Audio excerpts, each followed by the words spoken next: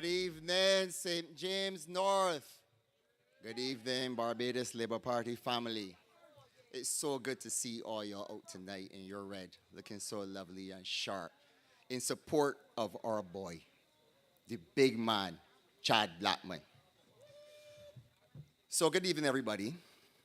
We are down to the home stretch. And if any of y'all watch horse racing, there are no more turns. We down the home stretch, and it's a drag race. They got 4 horses in the race, but only one is a big one. Who's the big horse? The big man.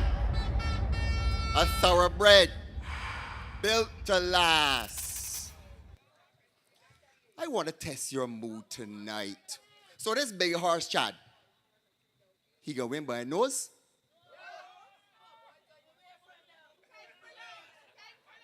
He gonna win by a length? He gonna win by 2 lengths? He gone clear? All right, so he told me he gone clear. Well, let me tell what he gonna win by. He gonna lap the field. Gone clear. St. James North, I use this horse racing analogy because I can remember when I was a little boy and my father took me to the races. And he went a bet on a horse that was the worst horse in the race.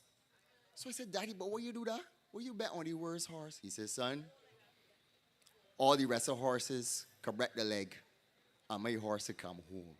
And they gonna win big. But I only really understood what my daddy meant as a man, you know. Because what he really meant is take nothing for granted.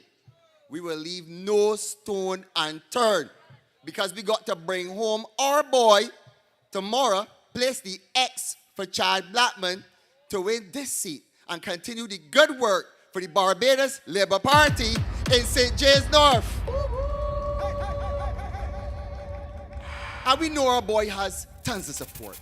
Look at all you. Look at the meetings. But you know the PM always says, support is what? In the votes. So we got to come out and vote for Chad. That is correct. A true man of the people. Now, in this campaign, that's right, we have traversed this great constituency, interacting and bonding with its many lovely constituents, hard-working people, from Cyan Hill to Crick Hill to Lower Carlton to Mount Stanfast. Wait. What's that say, Tomia? Wait. We in session. Class is in session. Is what? Oh, so this is a Clint Eastwood movie. This is the good, the bad, and the ugly. This is no Western. This is Western. But who would believe that we got to school a teacher or how to pronounce certain things? What we going on here, though? This horse race like on a donkey? What y'all feel? I ain't know what to tell. But listen, we have listened to your many concerns. And let me tell you, I walked with Chad in 4th Avenue, Carlton. And you see that big man? The big man can listen. Right? And that is what you have to do as a politician. You come, you interact, you listen, you rub shoulders. Listen, he's about 6'4"? But he's 6'4", but he can calm down. He can calm down small to the people. Right? And then he's so lovable. He's like a big teddy bear. So I see him in action, right? And we went to this house where it's amazing, but this constituency is so impacted by the tourist industry. And almost every house you go to, a chef, a housekeeper, a porter. We went to one house in 4th Avenue, Carlton, with a lady called Makita. And she has cooked some good sauce. Let me tell you, I ordered about 5 boxes of sauce and lean sauce. Can you go keep the figure thing? Me and Chad on a journey. I there with you, you know. And she met some sweet, sweet sauce.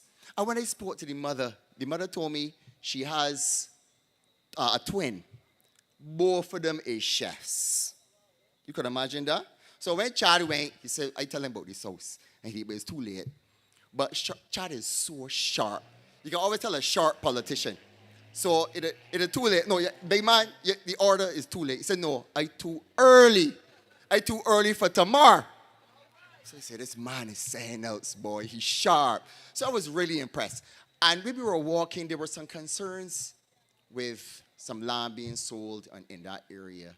And at those sort of times, you need politicians that show empathy. That is how you reach people. As I said, you don't be up there, you don't got your chest out. You humble yourself. And you know, he always says that you show humility. And that is the trait that Chad possesses. He's a giant of a man, but he can come down to your level. And that is why we got to place the X for him. Make sure it don't touch the border. We ain't want no spoil votes, because we winning big. And we don't want one spoil vote. So Chad is the right man for the job. He's a man of action. And I want to thank the branch for really seeing those qualities in him that you would recommend him to the party. He hit the ground running from day one, not true? He made a solemn oath to you that he will be there for you. He will never forsake you.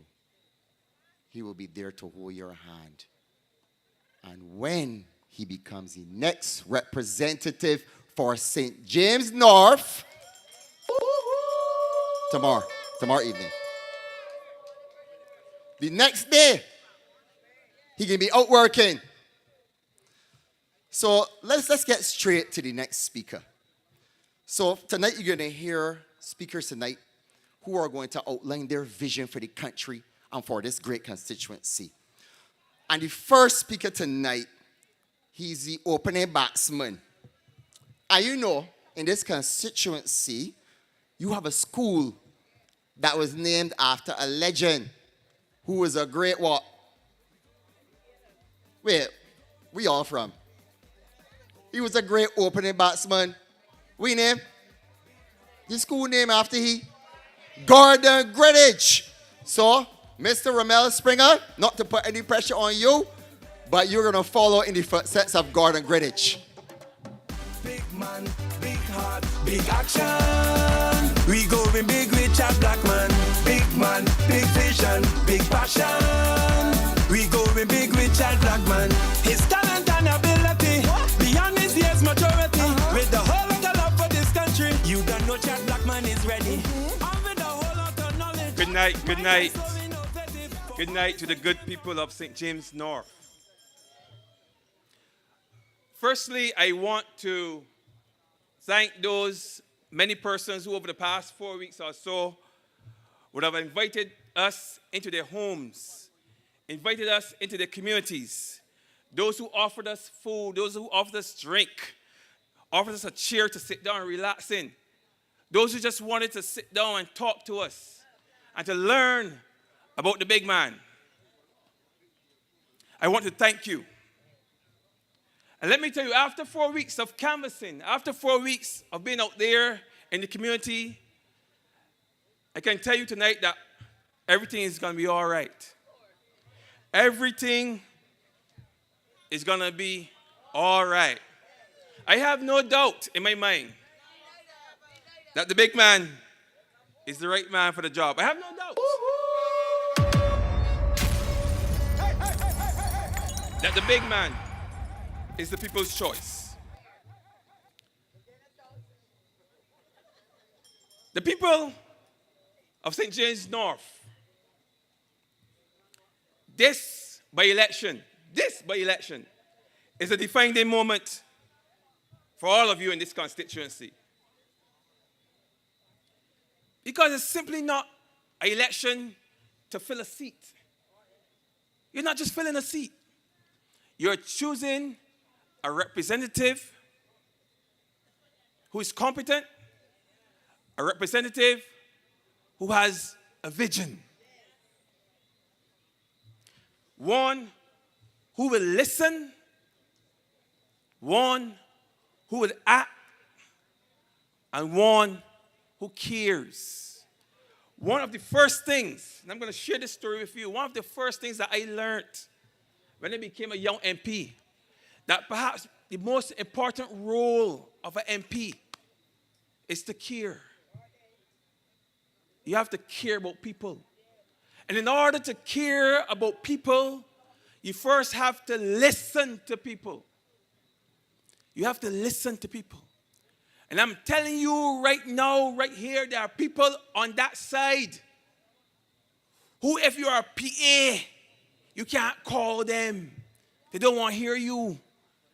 If you're a block man, you can't call them. If you're a farmer, you can't call them. If you are a fisherman, they don't want to hear you. They don't care anything about you. And if you don't want to hear people, how can you possibly care or represent those people? And that's my question. And the person on that side who fits that description, I didn't want one of them, but I know one for sure. The one that heads the team. When certain people could call, he answering. You can't even address him. If you go to a torture and you're at a certain level, he even won't hear you. That's what they're working with. They can tell you something. I can bet, I want the people of St. James North to hear this. I can bet all the money in my pocket that after May 21st, after tomorrow, you're not going to see any Felicia Dujon. I'm even sure if that's the name. That's what they're calling her. You're not going to see anybody named Dujon or Felicia or Brown or any of the other names that she's called by in St. James North. You're not going to see them. She'll be gone. I've seen this before. I've seen this before in St. George North. They come in hot and sweaty. And they find fault of everything that we do. They complain about everything that we do. They know everything that we ain't do and everything that we aren't doing. They get to every house and talk to whoever they will listen to them. And they complain. And they cry. And they pretend that they care about you. And then after they get beat, they're gone. Never to be seen again. I saw it in St. George North. And I'm seeing it again here in St. James North. I can guarantee you that campaign office, constituency office 2 that they open, that they will close all 2. They will pack up and go. And you will not see or hear from them again until the next election. And then 2 or 3 weeks later, they can come. No, she ain't coming back. They can send somebody else. They may send the person that was there all along. They may send the other guy. I ain't calling him. But you know they ain't sending she. And that person will come again with the same script. Find fault, complain, cry. That's all they're going to do. That's all they do. That's all they can do. I'm telling you, I've seen it before. But the big man, he's here to stay. I can guarantee you that May 22nd, 23rd, 24th, 2026, the office out there will still be open. Will still be open to the people. People will still be able to come in there and air the concerns because people have genuine concerns. This we know. We're not living under a rock. We know there are issues with raising prices. We know that there are issues with deviance amongst our young people. We know that there are issues with our infrastructure. We know that. But this government has never taken people for granted. It certainly has not taken the people here in St. James North for granted. We have faced these issues frontally, head on. And we have put legislation in place. We have passed legislation. And we have put policies in place to address the issues that impact the people here in St. James North and right across Barbados. We have. Now I want to take a few minutes just to talk about some of the things that we would have done just recently, to deal with some of the problems that impact this constituency especially. Because down here has unique problems. The problems with the infrastructure as it relates to roads. Those of you who live in Rockdunda would know the condition of the road up there. Some of the biggest potholes that you'll see in Barbados, you found them in Rockdunda. For until you pass the shop, Chris shop, until you pass that shop and go down that hill, it's pothole. Go down there now. Smooth, man. You can ride a skateboard down there now. From Rockdunda all the way down to Gibbs, you can ride straight down there on a skateboard. Smooth, man, and wide, safer, more resilient. But that's just one of 16 roads that were done right here in this constituency. 16 roads. A lot of roads in 7 years. Man, you mean 2 years? And let me tell you something, take care, we do a couple more, you know. Because we ain't done yet. We ain't done yet. Every road program, every major road program that the Ministry of Transport and Works,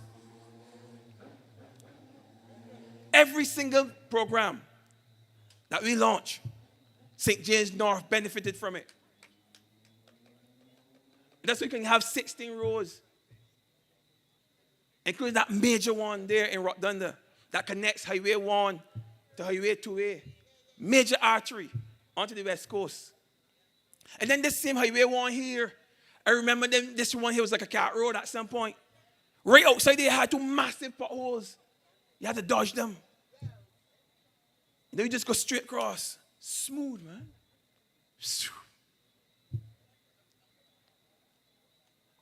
As a direct result of the interest paid by this government to this particular constituency.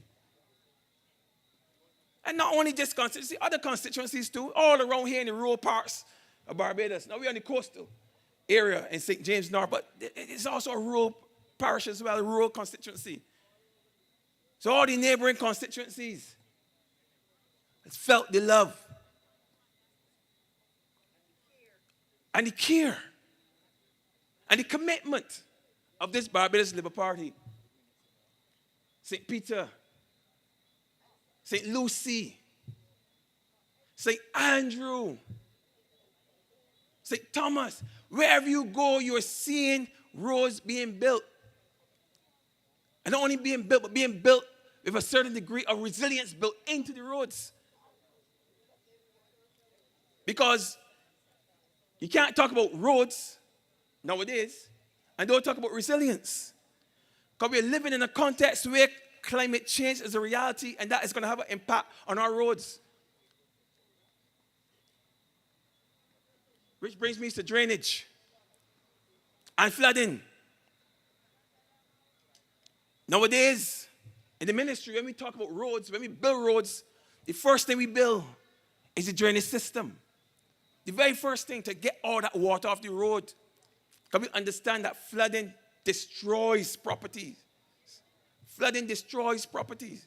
And here in areas like this, and this constituency is unique in the sense that in lowland areas like down here in Trent, you get flooding down here.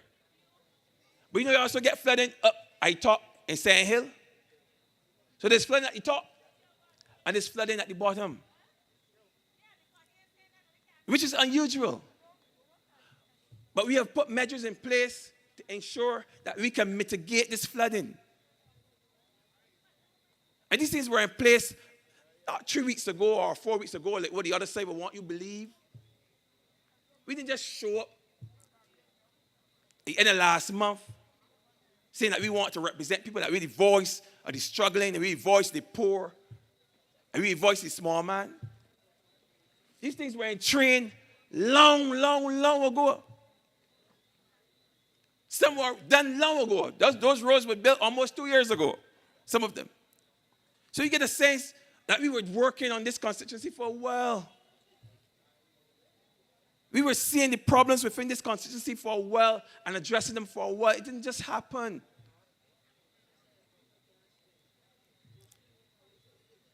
So let me just share, let me just share quickly a little bit about the legislation that we would have passed in Parliament just recently to ensure that we could mitigate all that flooding that people in Trench had been suffering from for all these years. And not only Trench, right across in the garden, because I would have gone to places in that part of St. James North where there was flooding as a direct result of development further upstream.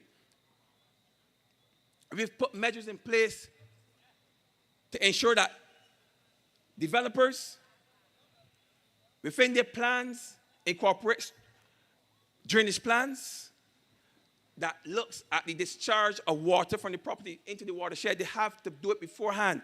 Before, there was no requirement. We just depended on them to do what they're supposed to do. Now it's a requirement. We've put measures in place to ensure that people can't build or plant trees in the water course. Yes, sometimes your land run into the water course. And you realize that you can plant a tree or two down there or a hedge because you want a full hedge. But what happens is that when you get heavy rains, like the ones that we're seeing now, in this climate change era, the ones that you're seeing now that you didn't see 50 years ago, those trees help to impede the flow of water and cause flooding and damming. And when that water breaks, it comes down like a river. And we have seen the results of that in the past. Where houses were destroyed, homes were destroyed, and lives were lost. So we're putting measures to mitigate anything like that happening again. That's just some of the things that we're doing. Now, time will not permit me to speak of all the things that we're doing.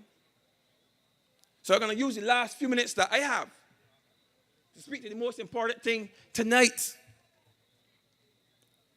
And that is for you, the constituents of St. James North, to come out and vote for the representative that you want and the one that you deserve. Don't sit down at home and wait for your neighbor to go and vote for you. Don't sit down at home and expect your friends to go and vote for you. Don't sit down at home and expect that your family will go and vote for you. No, you have every right to go and vote for yourself and to vote for Chad Blackman. So as I close, let me just walk you through the process. When you go in, Chad Blackman's name will be at the top. You don't even have to look anywhere else. At the top, there'll be a little box that says his name. And in that box, you place your little X, making sure that it does not touch the line. Don't let it touch. And once you have done that, that is your job done. All you have to do after that is come out, go home, and when your friends are at home and they're not voted yet, tell them, listen, go and vote. Go and vote for Chad Blackman. Go and vote for Barbados Labour Party. Vote for Mayor Motley. Vote for Barbados. Vote Chapman. Good night. God bless.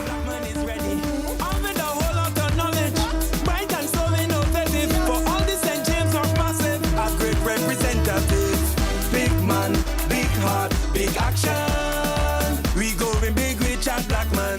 Big man, big vision, big passion. We going big with Chad Blackman. Good night, St. James North.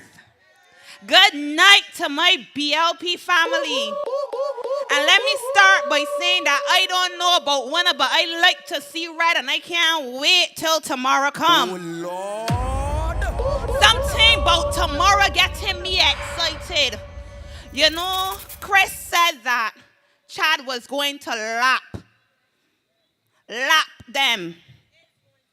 And we are going to lap them. You know, sometimes before a big race, you get cold feet. But tonight, when I see all this red, and I see your faces, and I remember the work that we put in, I feeling hot. I feeling red and ready. And so tonight, as we look towards the finish line, tonight as we look towards the 21st and tomorrow, I want to say that this is not the time to stop. When you run in a race, you don't look back. You don't check for the others. You've got your eyes on the finish line. And so we have our eyes on 6 o'clock p.m. But even beyond that, because this is not a race that ends, Ramel said you're not going to see them, whoever they may be, whatever their names are called. You're not going to see them after May 21st. But we know that governance is not a race with an end. We know that when it comes to governance, it is a relay. And we keep passing the baton. And so on May 21st, we pass the baton to the big man. We want to pass the baton to the big man because we understand that there is no better representation being offered at this point than Chad Blackman, the candidate for the Barbados Labour Party. We understand that when we talk about the achievements of this government, we cannot whisper them. I didn't whisper when I realized that I get my solidarity funds. Anybody else that get theirs whisper when I was real happy and loud. I didn't whisper when I get on the buses and realize that they got AC. And that we moved from having hardly any buses to having one of the biggest fleets in the region. I didn't whisper when we brought back education, tertiary level education to Barbadians, because I remember when I was at UE and they took it away. And so working class people had to think about whether or not they would send their children to school and who would go if they had multiple. And so I say to you that when we talk about the Barbados Labour Party, when we talk about governance, when we talk about the work that we have done, Chad Blackman and all of the members of Parliament, all of them that we work with, they are doing the job. And so tomorrow is the continuation of a mission that we have started. But we bring in a new soldier. Matter of fact, he in a new soldier. We bringing him to a new role. And we understand that he understands and he knows what representation is. And so when we talk tonight, like I said before, we ain't looking back. We ain't checking for nobody. Our eyes are on the goal. We know where we are going. We have been doing the work and we will continue to do the work. And so tonight I introduce to you at this point in time a man who has stood in the vanguard of labor. He knows about labor because every accomplishment from minimum wage to the Concessions Act, he has overseen and guided. And so tonight I bring a man that if I stood next to him in a picture, you either not going to see his head or you not going to see mine. He's tall and he understands the mission. I bring to you the representative for St. Peter, Colin Jordan. Big man, big vision, big passion. We going big with Chad Blackman.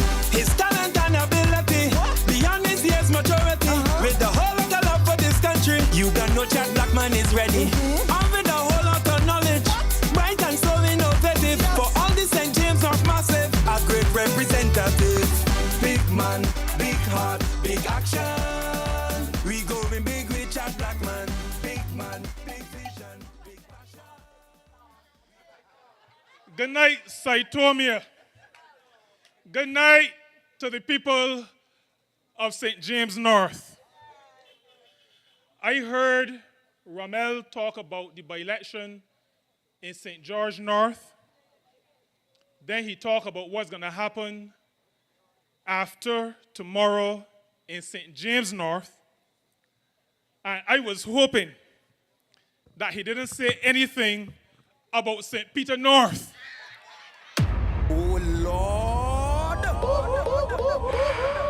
I just came from St. Peter.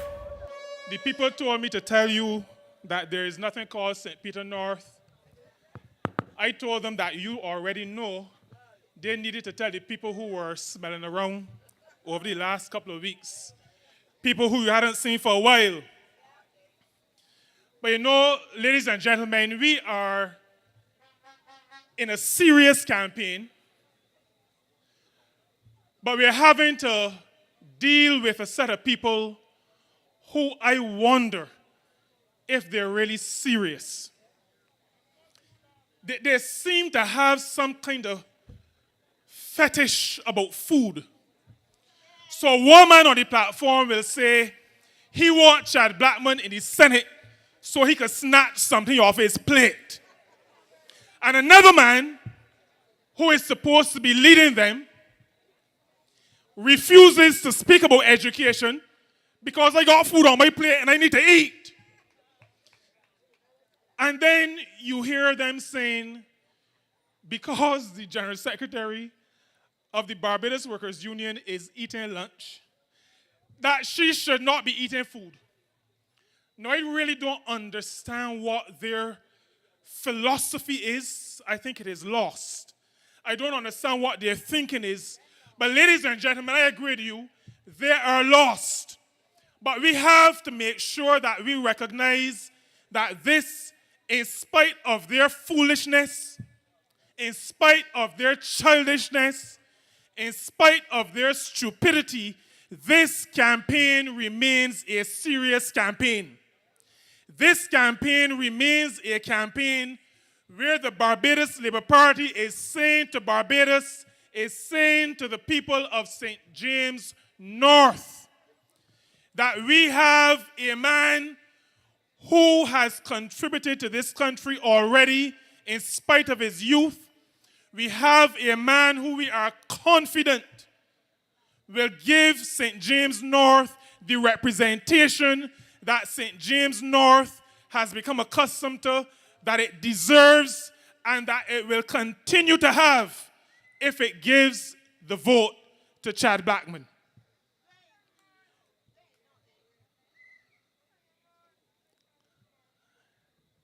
Tomorrow is an important day. Tomorrow is decision day. Tomorrow is voting day. And like the Prime Minister always says, and all of us who have run in election campaigns all know, at 6 o'clock, all of the ballot boxes will be empty. And if you do not go out, people of St. James North, and do what is required of you, what the Barbados Labour Party under Grantley Adams fought to ensure that you could do, vote. If you do not vote, then the outcome you want will not materialize. And on this matter of voting, I want to talk a little bit tonight about democracy. I want to talk about democracy. Democracy is about government by the people, for the people, and in the interest of the people. There is a group of people walking around talking about threats to democracy, threats to our democracy, and talking about all the love they have for poor people. All the love they have for poor people. But let me say to that group of people that the ordinary people of Barbados, the ordinary people of St. James North, remember that you who profess to love poor people, cut the reverse tax credit, and in some cases, refuse to pay it in all of your love for people. In your love for people, the ordinary people of Barbados, remember that for 8 years, you refused to give public officers a pay increase. Such was your love for people. Refused to give public officers a pay increase. Rommel told you earlier, the love that the Dems profess for people caused them to refuse to fix the roads in this country. And ladies and gentlemen, I want you to remember, and I want the people in this part of St. James North to remember, that when we were asking the Democratic Labour Party in office to fix the roads, to deal with the drainage, they, in their contempt for the people of this country, said that potholes save lives. The headline was potholes up, road fatalities down. You remember that? Potholes up, road fatalities down. That is the despicable nature of the Democratic Labour Party in office.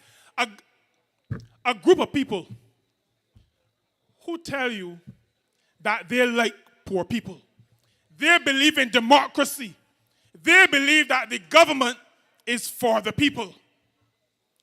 A group of people who refuse to address the infrastructure of this country, calling potholes transitory inconveniences. Now, when you hear words like that, you know who said them. Friend who? Who? Somebody who like using enough big words and do nothing for the people of St. James North, nothing for the people of Barbados, but call enough big words, transitory inconveniences. We came to office in 2018. No money in the kitty. No money. No money. And we have done well by the people. We have been able not to do all that we wanted to do, but we've been able in this constituency to address a lot of the drainage issues, to address a lot of the road issues. I invite us to remember that just next door, Holtown used to flood when 2 men up the hill spit. Much work has been done to address the drainage issues. All the work has not been done. We still have work to do. And I am happy to be part of a government. I am happy to be part of the Barbados Labour Party, a party that does not hide from issues, a party that understands that we have done, but we are not perfect, we are not finished. And we are up front with the people. Just like Mayor Motley was up front, up in Wotton, indicating that even before we came to office, we knew we would have had to make some strong decisions. Some decisions that we may not have wanted to make, but we have been honest with the people of this country. The Democratic Labour Party, in all of its love for poor people in this country, said to the children of people in Trents, said to the children of people in Porters, in Mount Stanford, in the Garden, in Weston, up in Morgan, and in St. Peter too, said to the people in all of these districts, your children can no longer attend University of the West Indies. That was done by a party in government that is now walking around telling you that they love people and they're the champions of education. Despicable, dangerous Dems. The same down here was cleaned. There are no rats down here. We made sure we clean up the place before we set up for this meeting. I don't know where the rats are, but there are none here tonight. The Democratic Labour Party, loving people, sent home 5,000 of us. 5,000 ordinary people. A party that professes to love poor people, sending home 5,000 people. A party in government that likes St. James North and refuses to buy buses so that people can get home. Refuses to buy garbage trucks. Refuses to do those things that will demonstrate their love for the people of this country. They had people from St. James North who work in Worthing. They had the people from St. James North who work in Worthing having to navigate sewage in the streets, having to decide if to step on stool or step in urine. That is the government of the Democratic Labour Party, a party that professes to love people and got people from the Garden and Mount Stanford and Trents walking through Jobby in Worthing and Christchurch because they got to earn a living. Dangerous, despicable Dems. But ladies and gentlemen,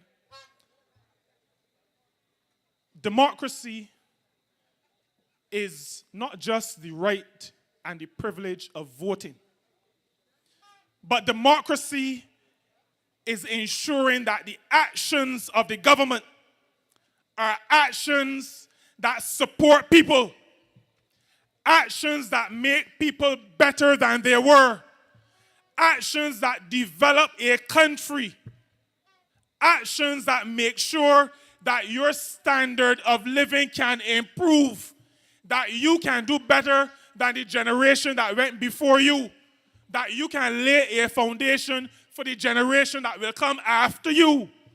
That is what democracy includes. It includes voting, but it also includes governance that supports people, that is interested in people.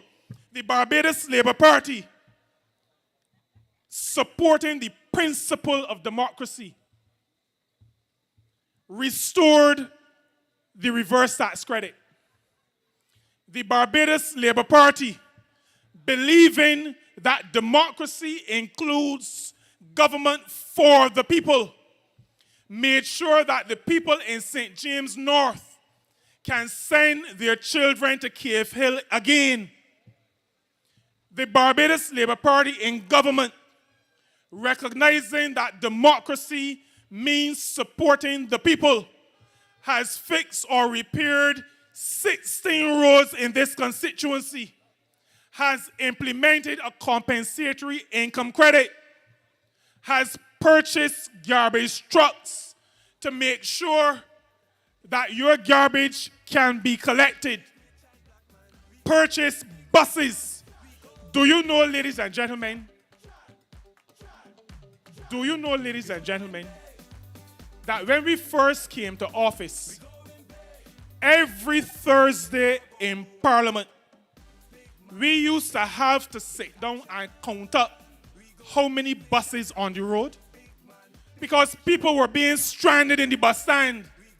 The Barbados Labour Party understands that democracy includes looking out for people, the people who have voted you into office. You have to look out for them, for their best interests.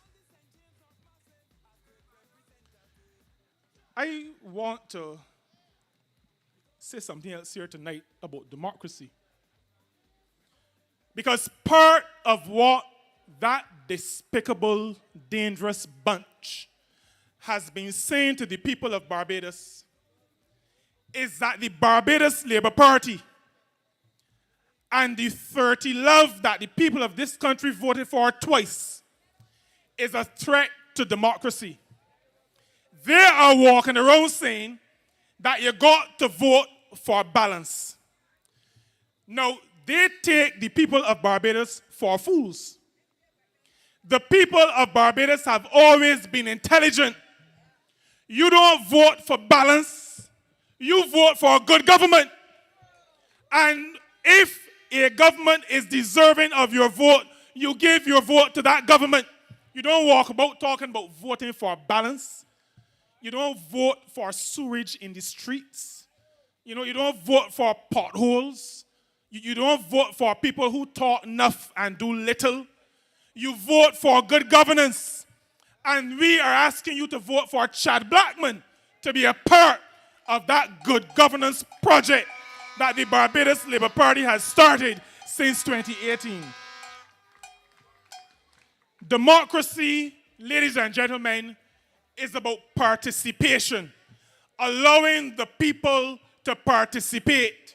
This Barbados Labour Party, far from being a threat to democracy, ensured that when we were revitalizing the National Insurance Scheme, we held town hall meetings all across this country so that the people of this country could come to a place and give their views, say what they felt about the system, say what they felt was wrong, what needed to be improved.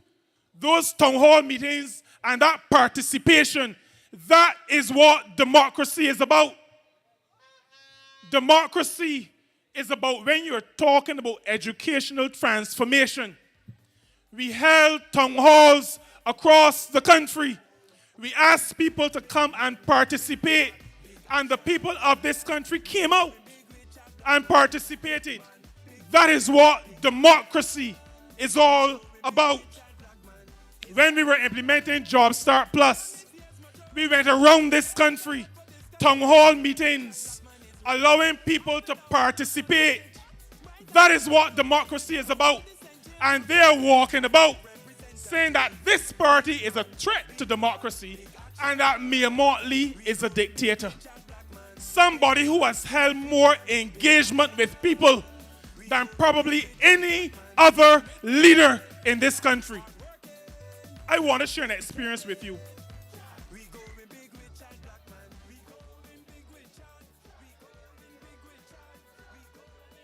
I want to tell you that I have worked with Chad Blackman. Chad Blackman is a man who knows how to work, how to roll up his sleeves.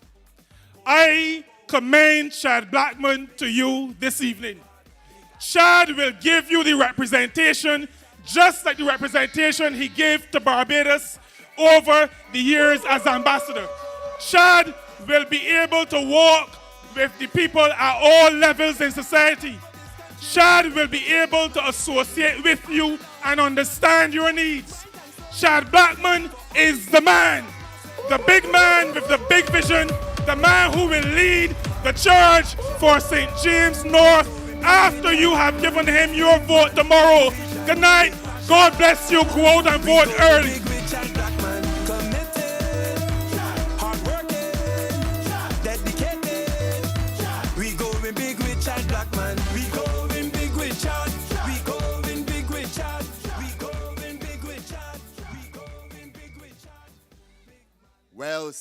Well said, Colin. And please do not remind me of that time in our dark, dark past. Sewage in the streets.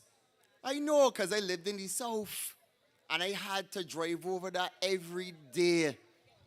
And you could believe the audacity of the next side, painting a dystopian future of our country. All doom and gloom. But when was it dystopian? When My people, in the last decade. So you just heard from the honorable member from St. Peter. And St. Peter North, or Northern St. Peter, I think is St. Lucie. Don't worry, we're going to beat them up there too. So for our next speaker, we can keep this rolling. She is a neighbor in the great constituency of St. James South. The Honorable Miss Sandra Husbands.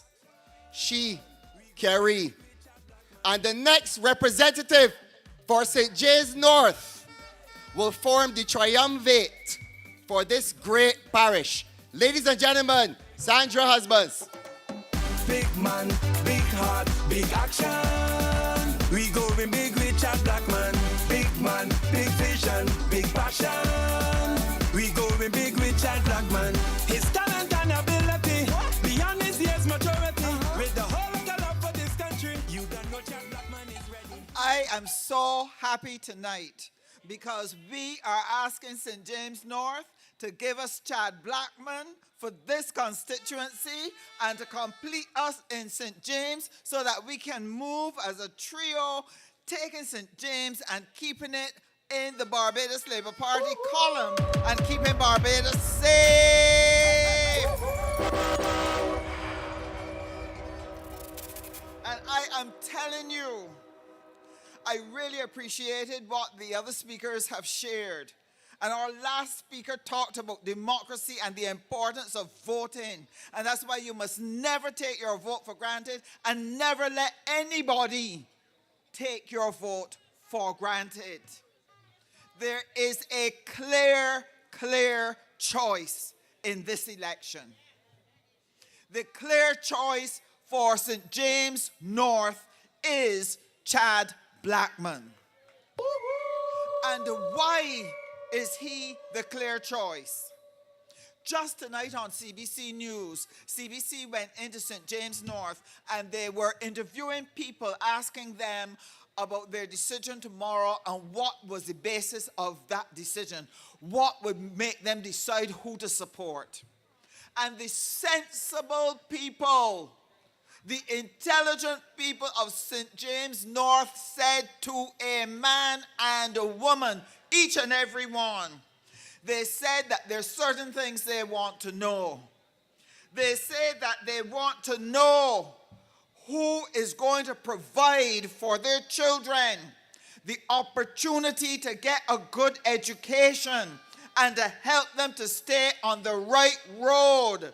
And the answer to that question is Chad Blackman and the Barbados Labour Party. That's the answer. Because in education, Chad will be introducing technical and vocational subjects from primary school. Why? Because we want our children to discover early what their talents are.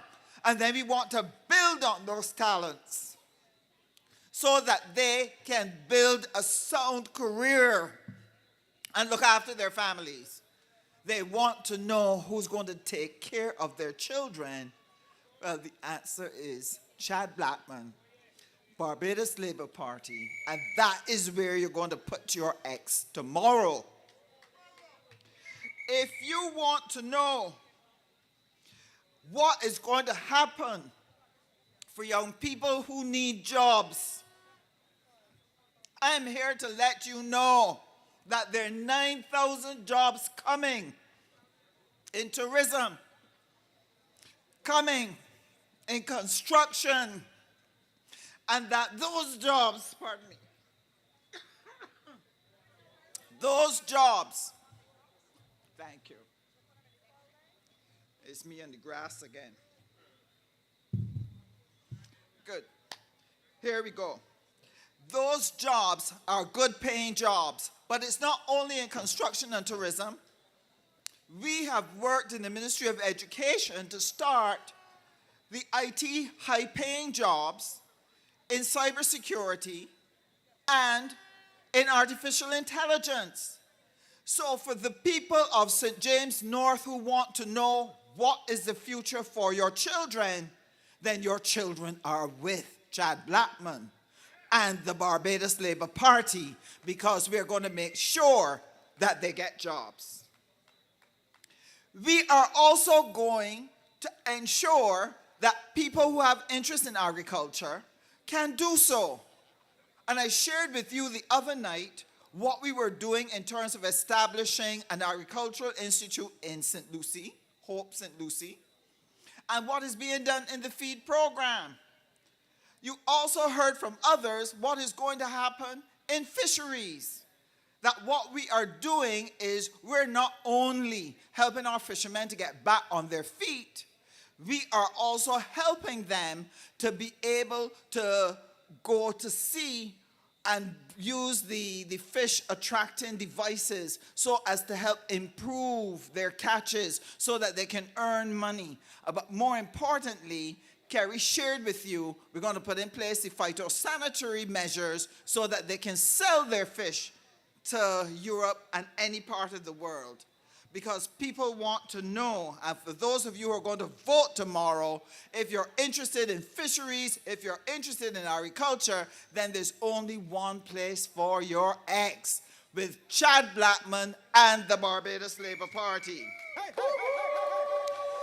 People want to know what has been happening to their money. They want to know what we've been doing with the loans. Well, here's what we have been doing.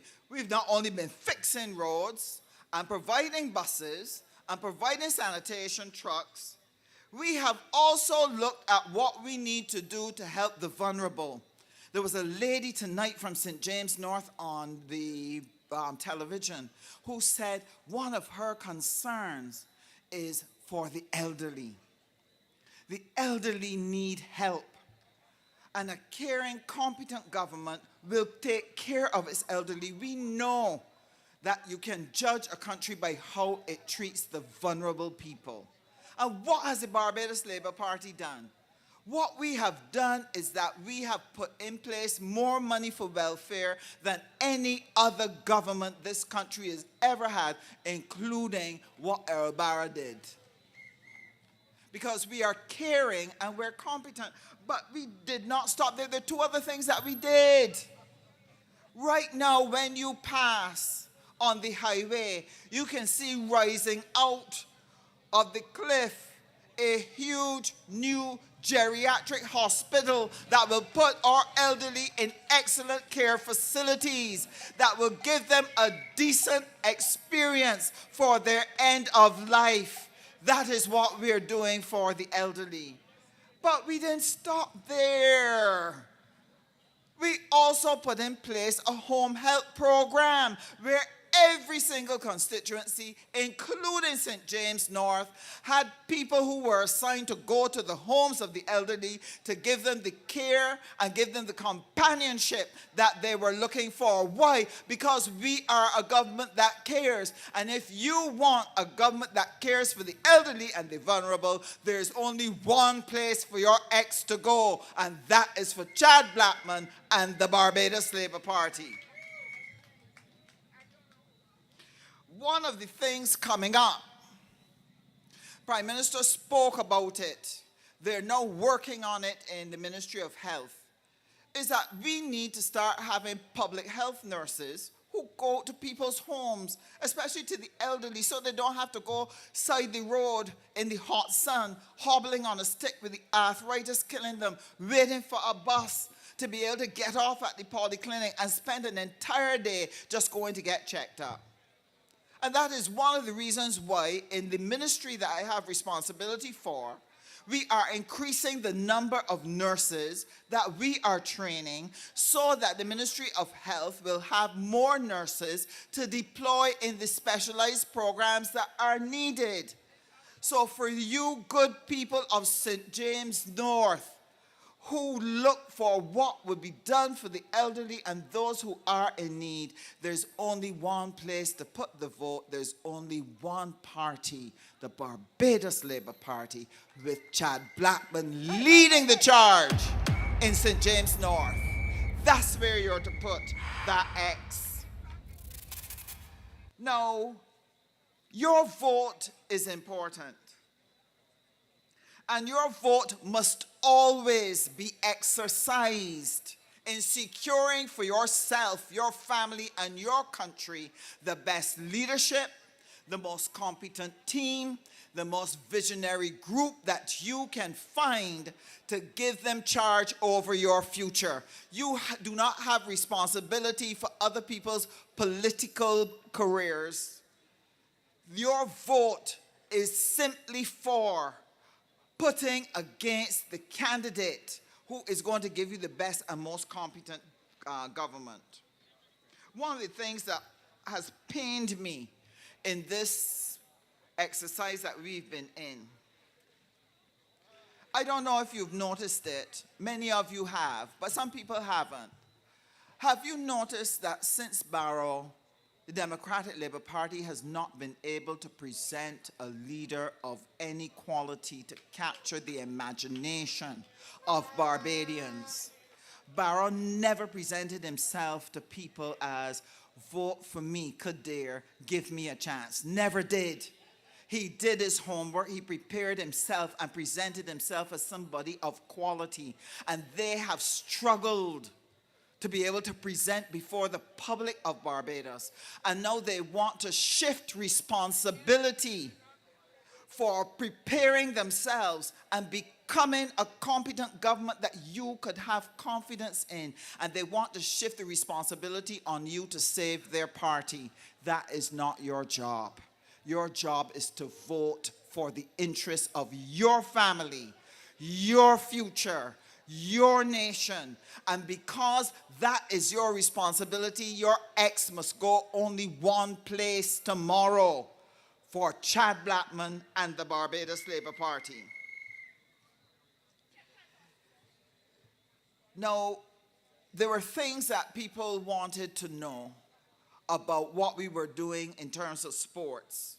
They wanted to know what we were going to be able to do to be able to help the community in different ways. Because as one guy put it on CBC, he said, look, the future is our youth. So what are you doing about sports? And he would have heard Charles Griffith sharing about what we are doing about sports here in Barbados and to create opportunity. And Chad is going to lead that charge in St. James North to ensure that the Sports Council and all of the sporting bodies in St. James North are able to secure opportunities to provide the young people with the opportunity to build their sporting skills and to make sure that those who want a career in sports can get one.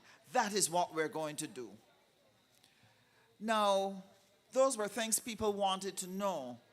What I want to do now is to share with you some of the things that all of us should know.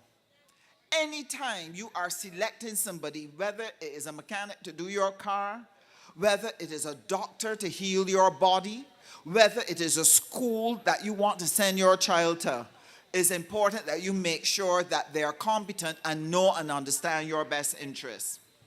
And it stunned me. I don't normally listen to the opposition. That's the honest truth, because it will fret your spirit to see a set of people who are so unready and are not prepared to do the hard work to be ready. It really frets the spirit. But this evening, I heard them asking the question, so wait, why are they going to Djibouti? Why are they going to Morocco?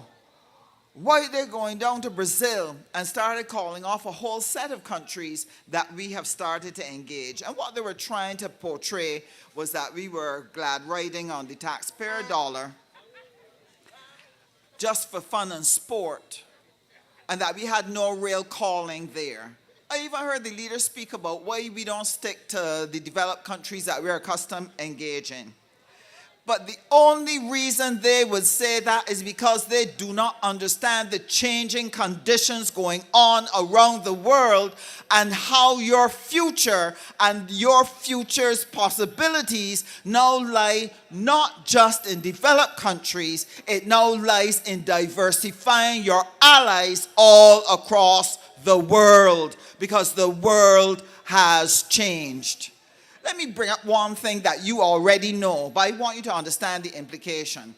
When you have a country that says it's America first, when you have a country that says those of you who invest in building businesses outside of America, we don't want that. We want all of you to come home and only build companies at home. Do you know what that means for the rest of us? It means those of us who want to get investment in various areas to provide good paying jobs for our people, those American companies will be shying away from coming to make those investments. So what does a competent government do? Now, the signals that things were changing had happened ever since. It is only now that you're hearing it loudly and publicly. But we recognized some time ago that the international dynamics were changing, and if we were going to get jobs for Barbadians, if we were going to get investment in the country, if we were going to get financing to provide the roads and the housing and the health care, we had to quickly shift our alliances to broaden who we engage. So let me share with you a few places that we've engaged so you understand why. We have deepened our cooperation with India because India is one of the leaders in solar energy and renewable energy. But our relationship with India goes even further. It is not only in terms of that solar alliance and technical assistance. India has been offering to Barbados $1 million annually that we can invest in any project that they have an interest in. And we have deepened our relationship with India because of that. Why? Because this helps to defend and protect and provide for your future. We have sought to build relationships across Africa. Why? Because there are 1.2 billion people out there who buy goods and services, and we now have in Barbados, in the Ministry of Industry, Science and Technology, we now have our International Food Center where we're helping small business people who are making things. There's a lady around here who is making some very beautiful memorabilia. Lovely pins she designs for independence. A woman as talented as she is needs the opportunity to be able to mass produce those and take them to where Barbadians are in the diaspora, or to make other things and trade them across the world. But how can she do that on her own as a small business? When you have a government that creates a trade agreement with African countries, that sets up embassies in those places, that sets up trade groups and trade seminars and workshops and trade conferences with Africa, in Africa, and bring Africans here, they are laying the foundation for people like that young lady here who is selling her popcorn and so on, but who is so talented with her hands. We are laying a foundation for her to have some place to sell her output. That is what you need to know. You need to know that we are deepening our engagement in Latin America with Brazil. Why? Because Brazil now is saying to us, look, we need to have your expertise in tourism. Do you know that wherever I go in Barbados, in the world representing Barbados, one of the things people talk about is our expertise in tourism? And what they wanted to know, what Brazil wanted, they said, look, we are going to be having a huge conference here 3 years from now. Barbados, can you help us train 2,500 people in hospitality services? And can you train them in English? So that is one of the benefits we've had by building a relationship with Brazil. But it wasn't only that in Latin America. Latin America has a development bank called CAF. And we have built relationships across Latin America and with CAF. And CAF is now willing to help us finance the construction that we need to do for tertiary education in Barbados. That is the value and benefit of broadening your allies. We've done it with the Middle East, Abu Dhabi, Dubai, why? Prime Minister outlined what was going to happen in Bay Street. And what we're seeking to do is to find enough people with enough resources who will build the hotels, the restaurants, the theaters, the stores, the activities, the recreational activities on Bay Street. And to make sure that we can build out an even bigger tourism and associated tourism facilities there. Why? Because it's going to allow the people who live in that area to have opportunities to sell their goods, their food. It's going to create opportunities for artists to be able to perform. And that is the reason why we have been broadening our footprint all across the world. And it has started to bring benefits to Barbados because we understand your interests as a government. So when we say to you to vote for Chad Blackman, we're not saying to you to vote for Chad Blackman to help him politically.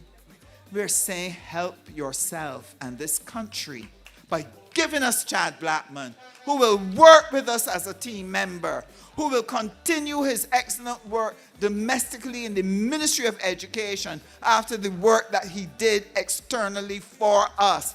Vote for your children. Vote for your future. Vote for Chad Blackman tomorrow, bright and early. So I'm going to leave you now. And I want you to understand what is going to be important tomorrow morning. Get up early. I remember one election when people went to work. They didn't vote early, they went to work. And then there were all sorts of problems down in the bus stand. Buses weren't there. People couldn't get around. And so people could not get back in time to vote. I'll never forget that. Don't let that happen to you tomorrow morning. You are not to be deprived of the opportunity to put your X for Chad Blackman, put your X for your children, and put your X for your country. Get up early and vote first, because any number could play after that. Is that making sense? So we voting early. We voting early. We voting early. We voting for Chad. We voting for Chad. We voting BLP. We voting BLP. We voting for our country. Good night and God bless. You don't know Chad Blackman is ready. I'm with a whole lot of knowledge. Bright and so innovative. For all the St. James are massive. A great representative. Big man, big heart, big action. We going big with Chad Blackman. We are voting for the future of our country. And I want you to know that when we say them and ready, this is not a joke. When we say that this is what a serious campaign and a serious political party look like, this is not a joke. Them and ready, because I get sent a message that I got a big meeting happening right now. And the person saying, "I send you a picture, Roshana." I said, "Send me a picture, man. I feel like I could be a little impressed." And I was expecting to be impressed with 15 people. Unfortunately, with the 10 people that got down there, remain unimpressed. Oh, Lord. And voters should be unimpressed as well. They have stood on the platform, called the constituency name wrong, called parts of the constituency wrong, and then they're there to tell you, Kadir, vote for me. Feel bad for me. I ain't got nothing to offer, but Kadir.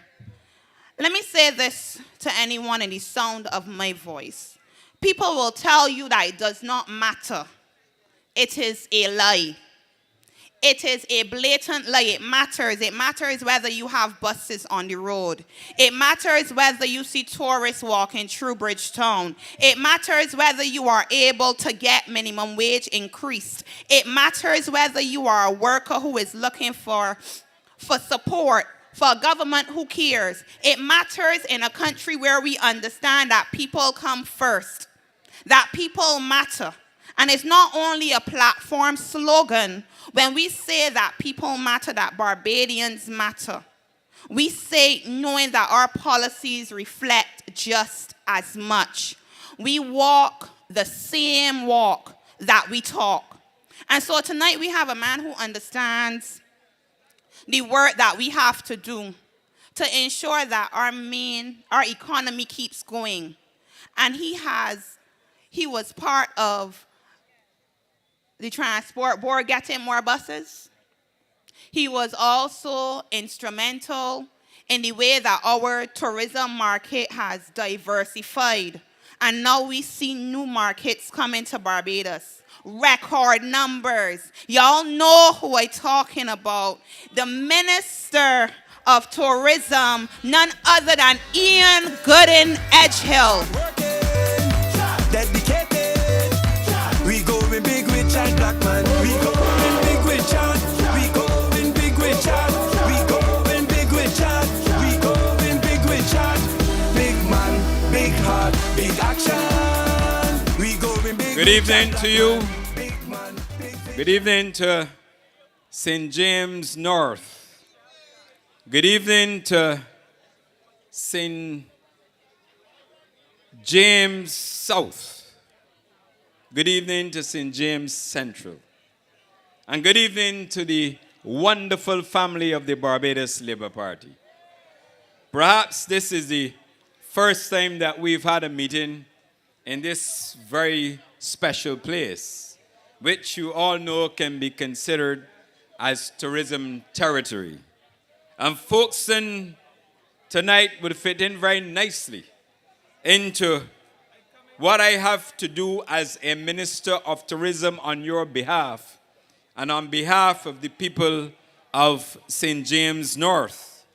Because when you look at it, this is part of the program that I have, that the Barbados Labour Party has in order to further build out the tourism capacity within this country and to ensure that we further transform the positive role that tourism plays in Barbados in making better livelihoods for the people of Barbados. And this major change, ladies and gentlemen, with what we are faced with, is what I refer to as tourism transformation.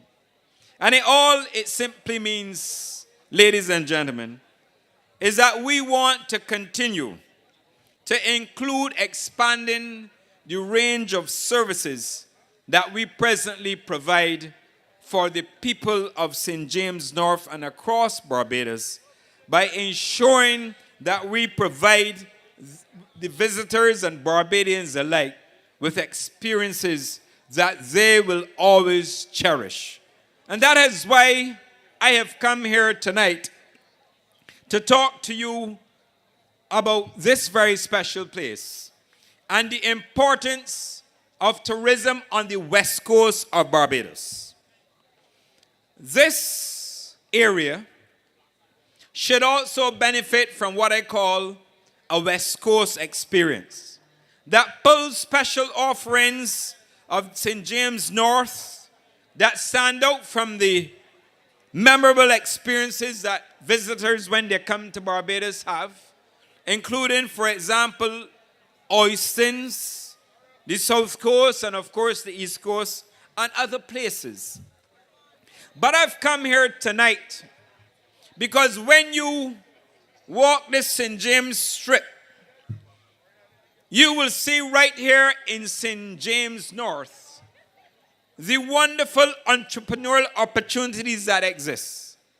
But you will also see businesses that ordinary men and women within this constituency have built for the tourism sector and Barbadians alike to ensure that they too not only benefit from what people used to refer to as the trickling down, but they're benefiting now from the pouring through of tourism benefits.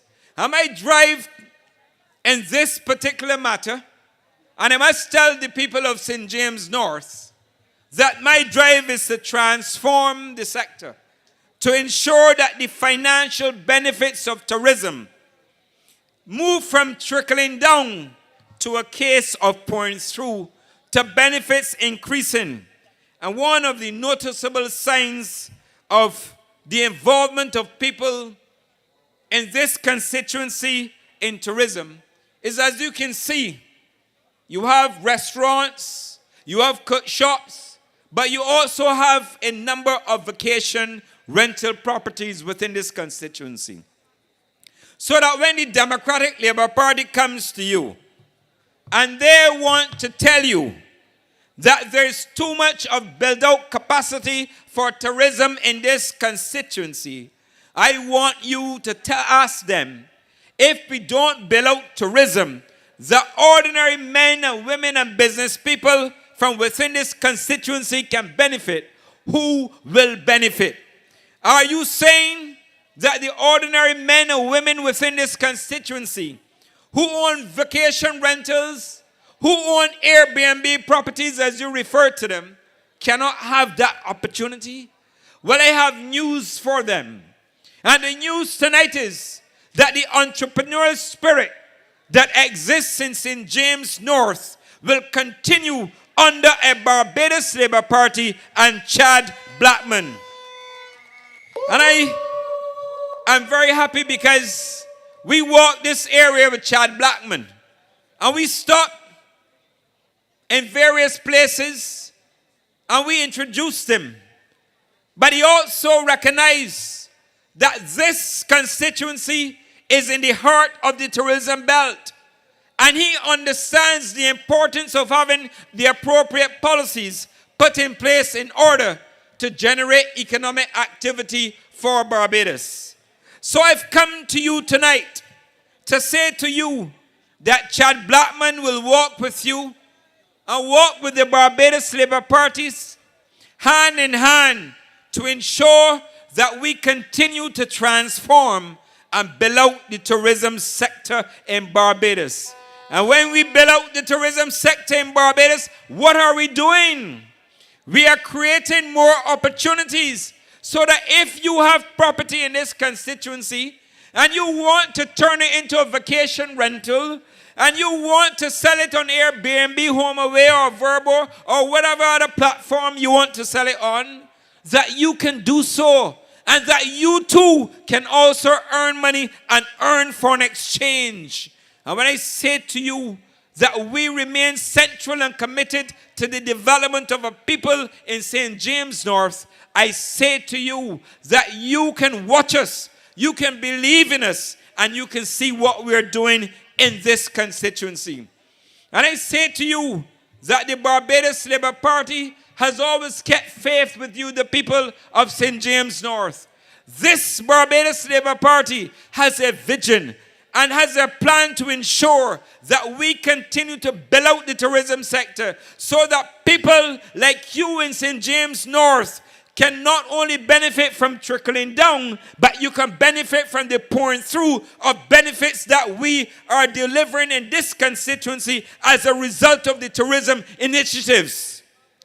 And I say to you that the tourism sector is doing very well. We had a situation where after coming through from COVID, we have built out this sector, that we are earning record levels of tourism earnings in this country. We never had it under the Democratic Labour Party. In fact, I will share this with you. When I was coming through the airport recently, a taxi driver at the arrival, when we came through, said to me, "I want to thank you, Minister. This is the best tourism season that we've ever had." And he was a driver at the airport. When you talk to the taxi operators at the port, they will tell you, "Minister, we had a good season and we want you to continue to do the good work because we know we will get even more work in this constituency and we will get more work across Barbados." So that is the goal.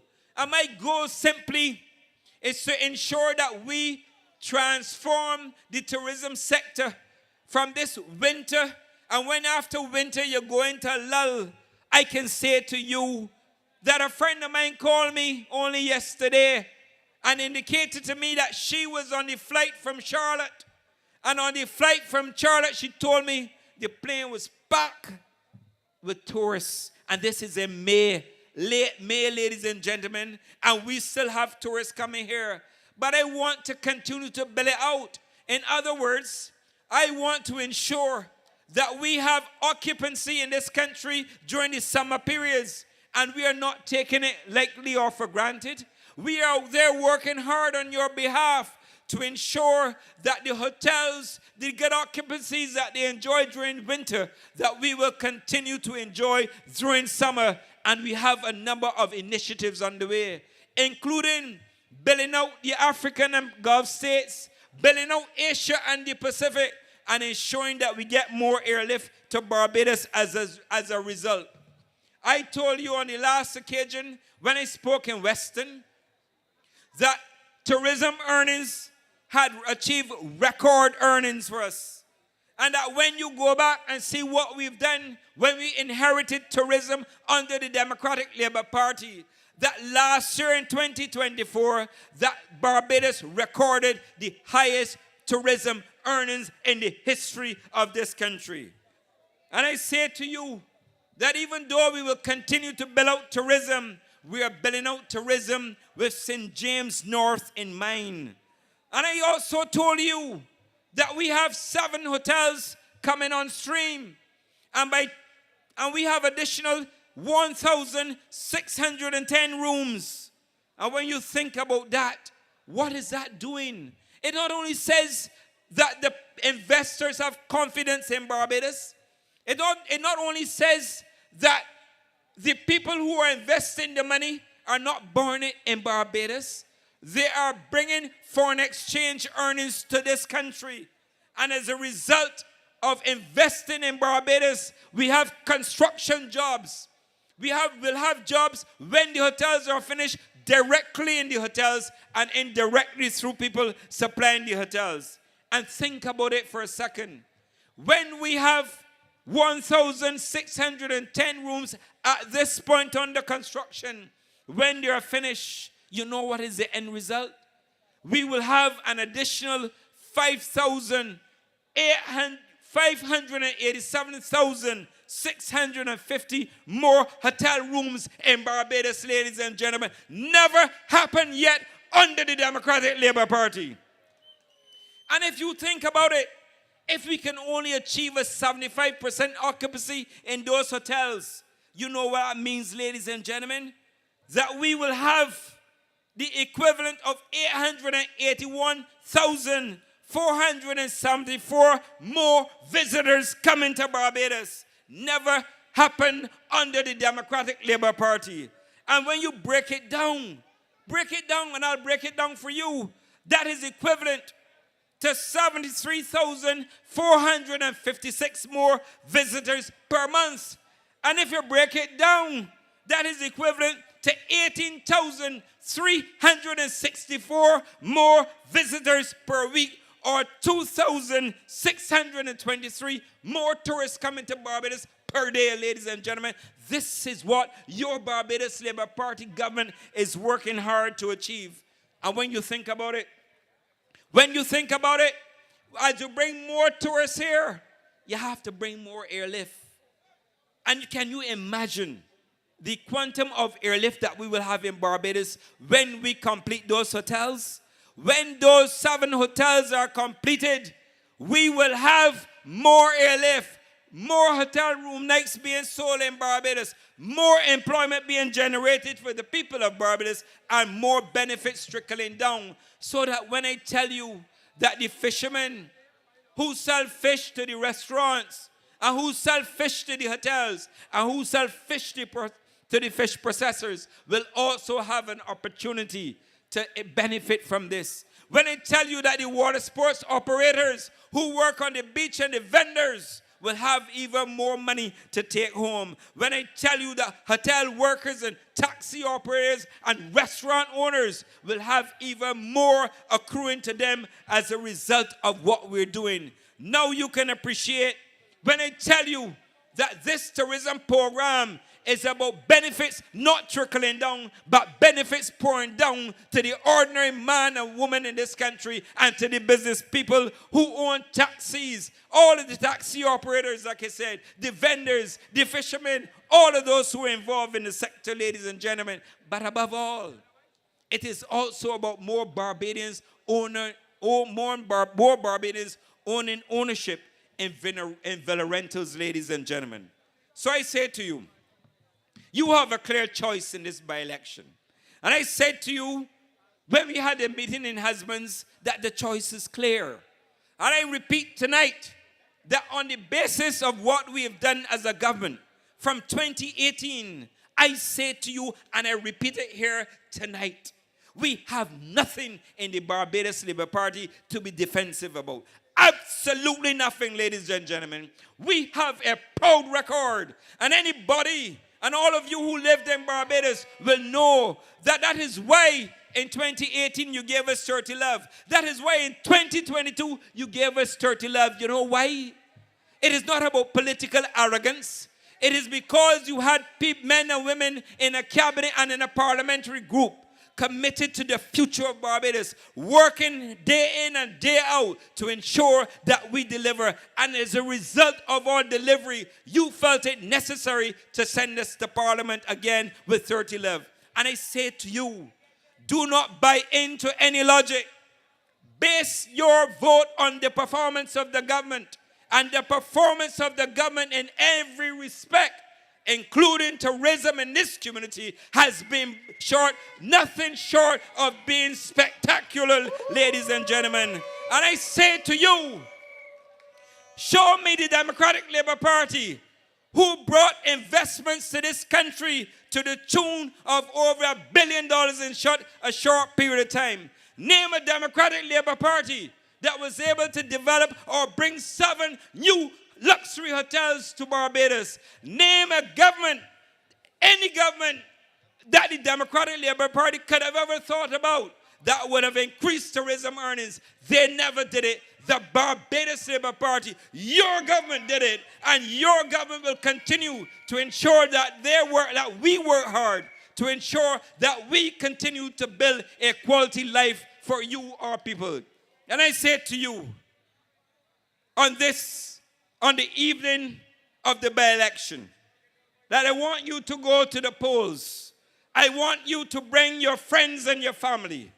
I want you to turn out in your numbers to demonstrate the confidence that you have in the Barbados Labour Party government, to demonstrate the confidence that you have in the stewardship of Mayor Montley as Prime Minister of Barbados, to demonstrate the confidence and to renew the hope of people who live in this constituency, to say that, look, thou faithful and good servant, you have done extraordinarily well, and we want you on this occasion to go to the polls and support Chad Blackman. And I say to you, Chad Blackman, as I've said before, is a man who's humble, who's committed. You've met him. You understand what he's about. You understand the passion of the man. And I say to you that the cabinet of Barbados is stronger with a man like Chad Blackman. St. James North is stronger with Chad Blackman. And as you go to the polls, I want you to remember, bring your friends, bring your family, bring your relatives, bring everybody with you as we go to the polls to support Chad Blackman. And when you go to the polls and support Chad Blackman, you will be renewing a vote of confidence in the Barbados Labour Party. You will be renewing a vote in the vision of the Barbados Labour Party. I want you to go out your numbers and vote for Chad Blackman. Vote for Barbados Labour Party. Send a clear message to the Democratic Labour Party that this Barbados Labour Party has performed. They have performed extraordinarily well in very trying circumstances, but they have never let you, the people of St. James North and Barbados, down. Good night and God bless you.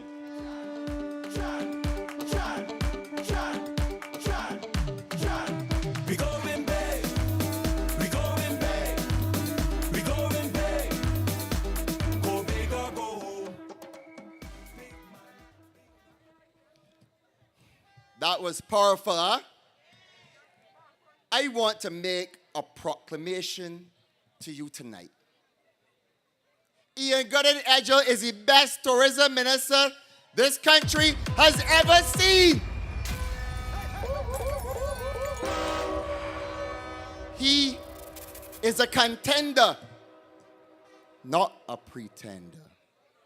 The pretender is up there at that meeting. And Roshana, I have a correction to make for the record. 10 people not up there. The picture that I was just saying, I see one body. A cat, a rat, and a dog. Now, as you heard the goodly minister just said, tourism is vital for our economy. And it is not remiss on me that that vitality is especially important for this constituency. Now you remember the COVID-19 pandemic. You know how hard it was globally and how hard it was for Barbados. But my people, it was especially difficult for the people in this constituency. And the truth is that you realize it when you walk and you talk to people. As I said before, the professions that you hear people have: housekeeper, porter, chef, all of these connected to the tourism industry. So for those naysayers that say it is not important, tourism is especially important for Barbados. And that minister has been a good leader. And the measure of a leader is not leading in calm waters, but leading in rough seas. Now for our next speaker, who really needs no introduction. She's what I call a pocket rocket, a powerhouse, the real short woman in this camp. Now, she is no stranger to this area. She is the former representative of St. James South. And we know her reputation well there and on the international stage as the leader on issues such as sustainable energy. Ladies and gentlemen, it gives me great pleasure to introduce Ambassador, Reverend Pastor Liz Thompson. We going big, go big or go home. Big man, big heart, big action. We going big with a black man. Big man, big vision, big passion. We going big with a black man. His talent and ability beyond his years maturity. With the whole lot of love for this country, you don't know Chad Blackman is ready. And with a whole lot of knowledge, bright and so innovative. For all the St. James North massive, a great representative. Big man, big heart, big action. We going big with Chad Blackman. Big man, big vision, big passion. We going big with Chad Blackman. Committed. Hard work, hard work, hard work, hard work, hard work. Good night, St. James North. How are you? They've given me 20 minutes. St. James North with seats and moving. Chad Blackman is the driver. I am here tonight. I hear people talking policy. I have not come to this platform tonight to talk policy. I've come to talk politics. This is a political campaign. And I believe that people understand what it is the government is doing. And I believe that people understand what it is that the Dems ought to have done but left undone. And I believe that you know that Chad Blackman has the capacity to add to the arsenal in Mayor Motley's armory to deliver for Barbados everything that will affect the national transformation and further plant us as a star on the global stage. I believe that you know that. And therefore, I'm not going to talk policy. It is my intention to talk politics. And I want to speak to you about the rhetoric of the Democratic Labour Party versus the record of the Barbados Labour Party. And when you ask the critical question in this election as to why you should vote for the Barbados Labour Party, as to why you should add 29 to a government that already holds all but one seat in the parliament, I say to you two things. Three, actually. We have the best candidate in the race.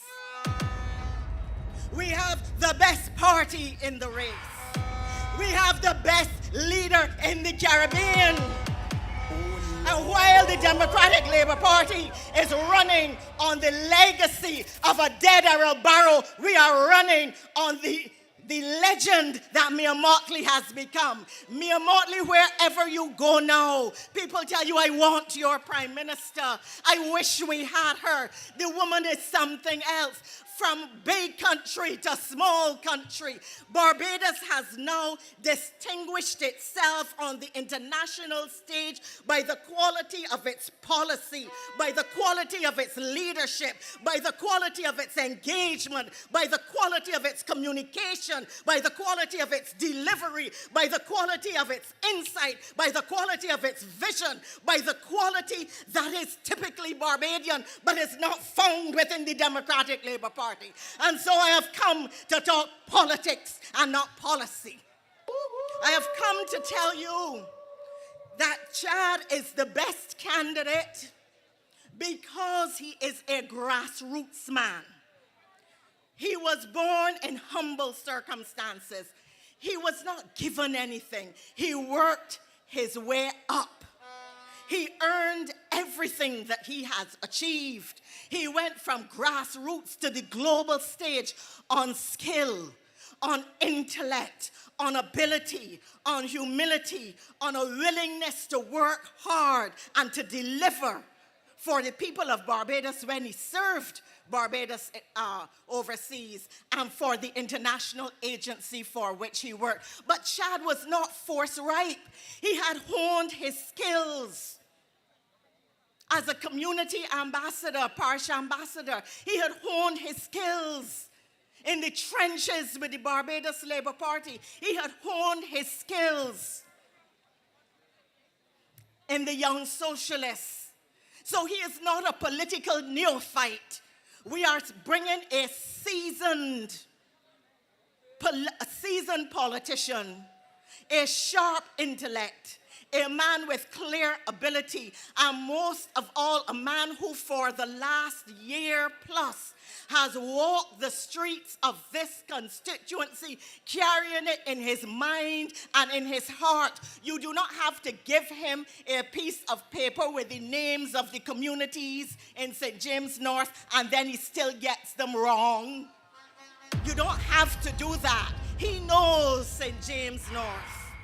And so, therefore, I want to locate Chad's performance and Chad's capacity within the context of the Democratic Labour Party and within the context of the Barbados Labour Party's performance and delivery. Rhetoric versus record. Who is the Democratic Labour Party running? David Thompson tell you, ever so well can wait for a call. Well, nobody in St. James North called her. She left the 2011 election in St. Lucia and Castries Central, I think the constituency was called. She received 39 votes out of 4,300. She ran back in 2016. She received 12 votes out of 4,100. What is she coming here for? To get what from who? Those are the people who knew her, the people who grew up with her, the people who she walked among, the people who know her family. Those are the people who saw her day after day as she went from girl to teenager to woman, and they rejected her completely. They know why. And I am suggesting to you that the same way she is now flying in to impose herself on St. James North, doesn't know Western from Western, that we too should be rejecting her as a suitable representative. Because we want a representative who is committed to this constituency, who is committed to their political organization. She was a big Ronnie supporter. When she couldn't get through, she dropped Ronnie, she stick on to Ralph. You don't know where she is going to go next. And on top of that, what troubles me most, and understand, I have St. Lucian relatives. Sir Ira Simmons, the former Governor General or late Governor General of St. Lucia, was a cousin of mine, so I am not criticizing St. Lucians. I am simply saying that if you live here, you must be committed to the people here. But she is always in St. Lucia. Prior to this election, her Facebook page was nothing but St. Lucia.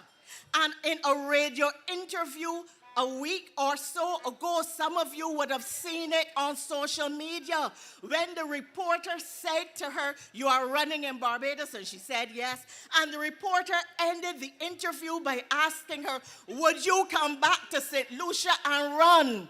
You know, the woman says she don't know what she would do. Listen to the interview for yourselves. At no stage in that interview did she express unwavering commitment to St. James North. At no stage did she say that she was committed to the constituency. At no stage did she say that she was finished with politics in St. Lucia. Now, if she cannot commit to you, why in God's name should you commit to her? If she cannot commit to you, why should you commit to her? This is what an election is about. It is about, look, she is always in St. Lucia. I don't know her personal circumstances, so I don't know if she flies down for top-ups. But if she is in St. Lucia and there is a fire somewhere in St. James North, what are you going to do? You cannot call your MP because she's home in St. Lucia.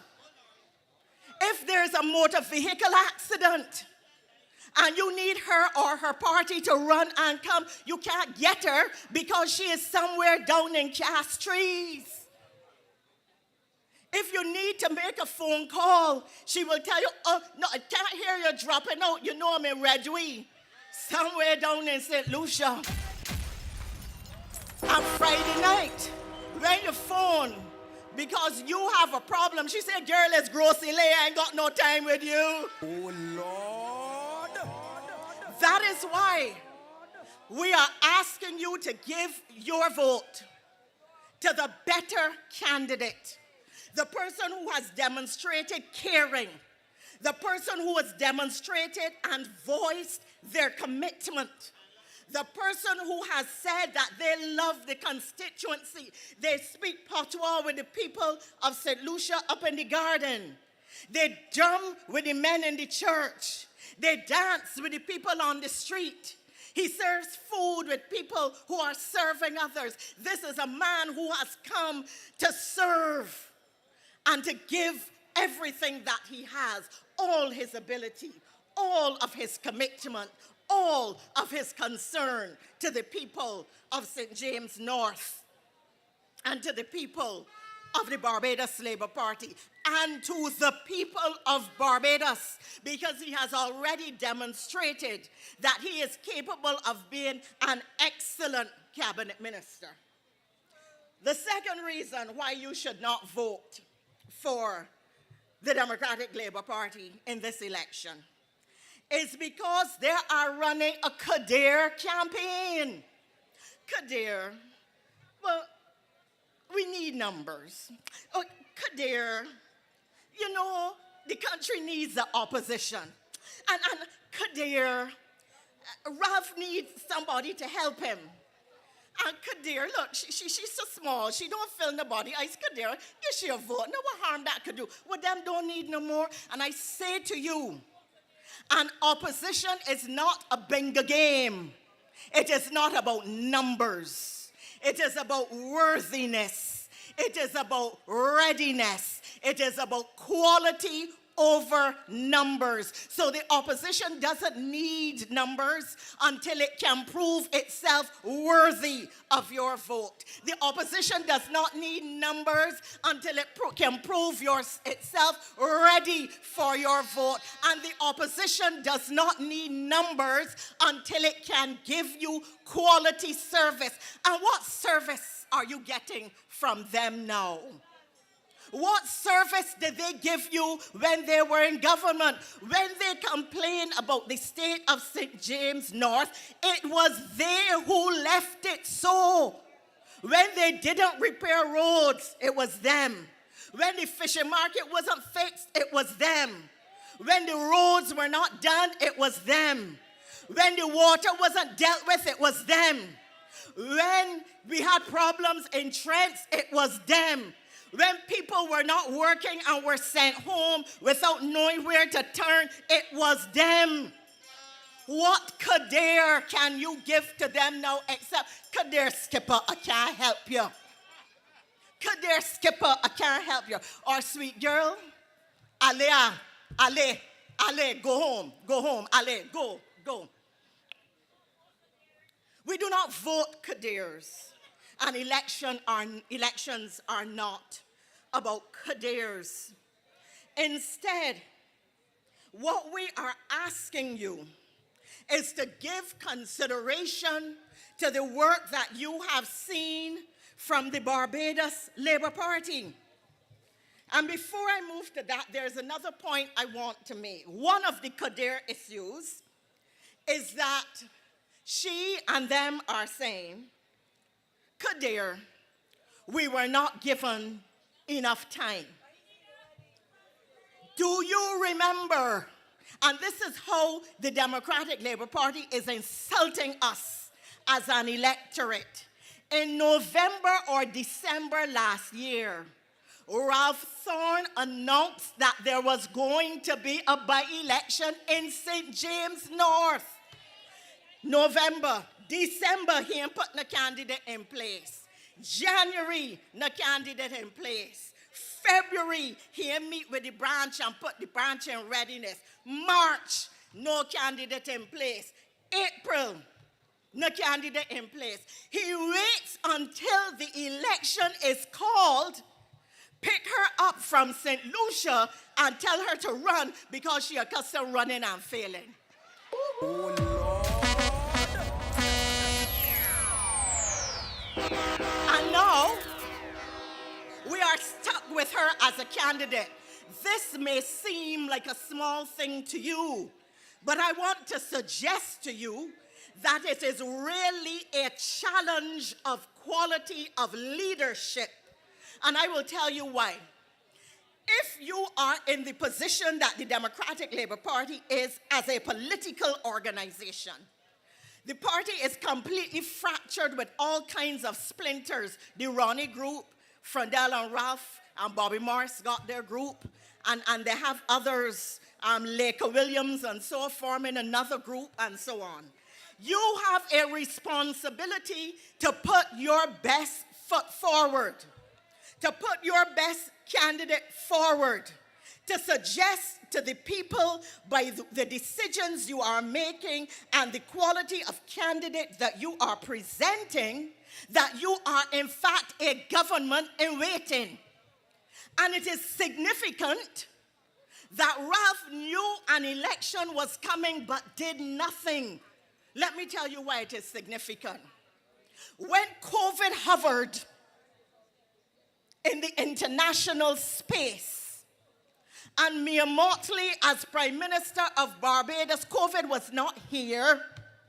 She recognized that it would come to our shores as it was touching every country, and we could not avoid it.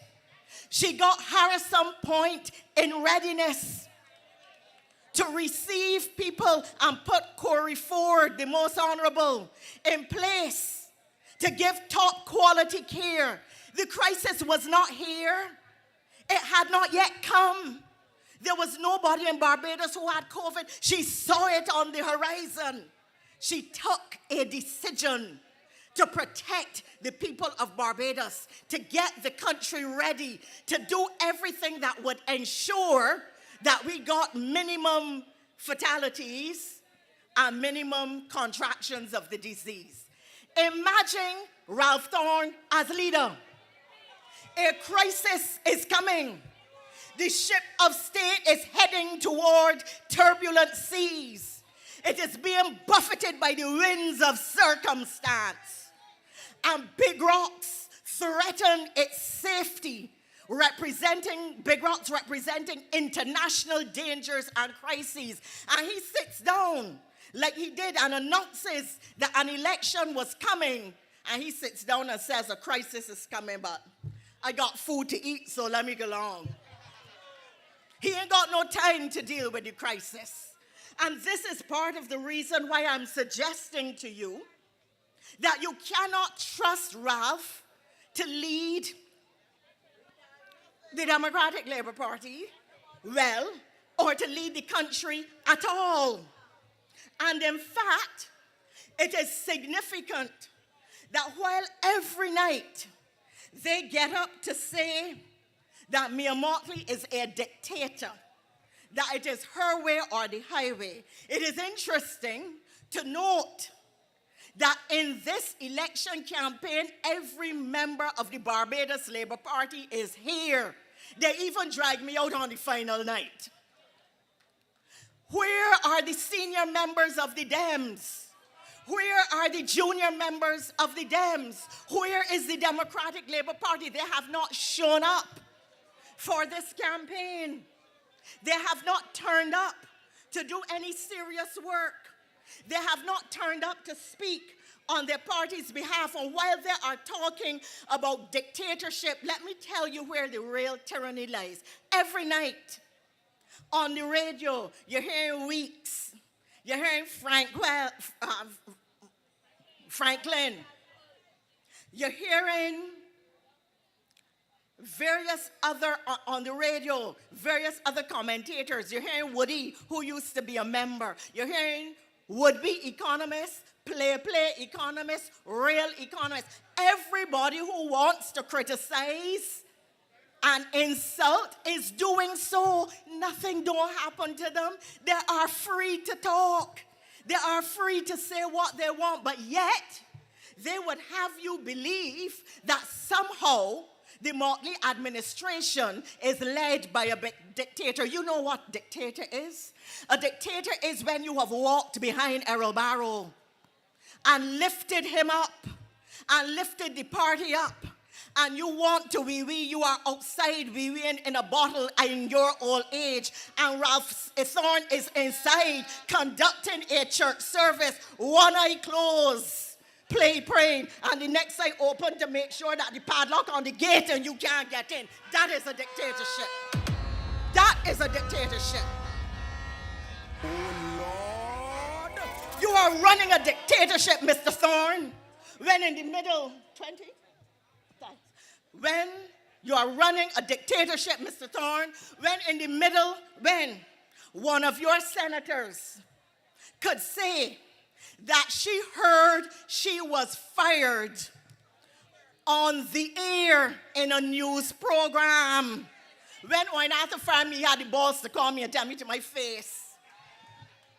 This is a serious matter because it talks about the character of the leader, the nature of the man, what he is prepared to do. A girl called Renette Dimon, who ran for the Democratic Labour Party in the last election, complained bitterly on the radio that she found out on the radio that morning that she would no longer, and she and others, that they would no longer be candidates in the next election.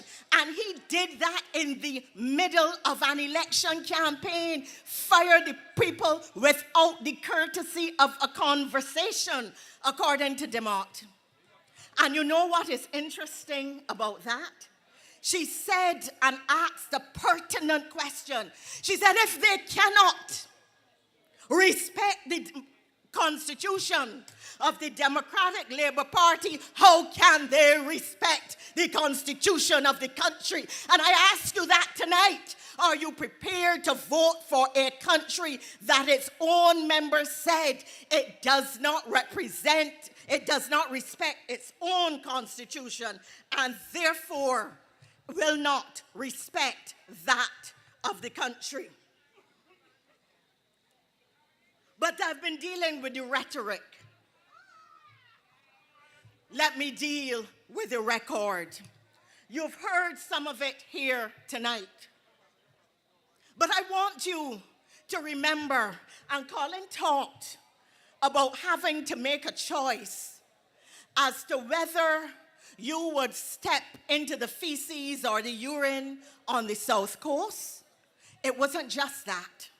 You had to decide whether you were going to step in the feces and the urine on the sidewalk, or step down and face a motor car coming directly at you, or get sprayed with all the feces water when the cars drive through. That is a choice that you are making. Are we going back to that? And I say, no, give us the big man instead.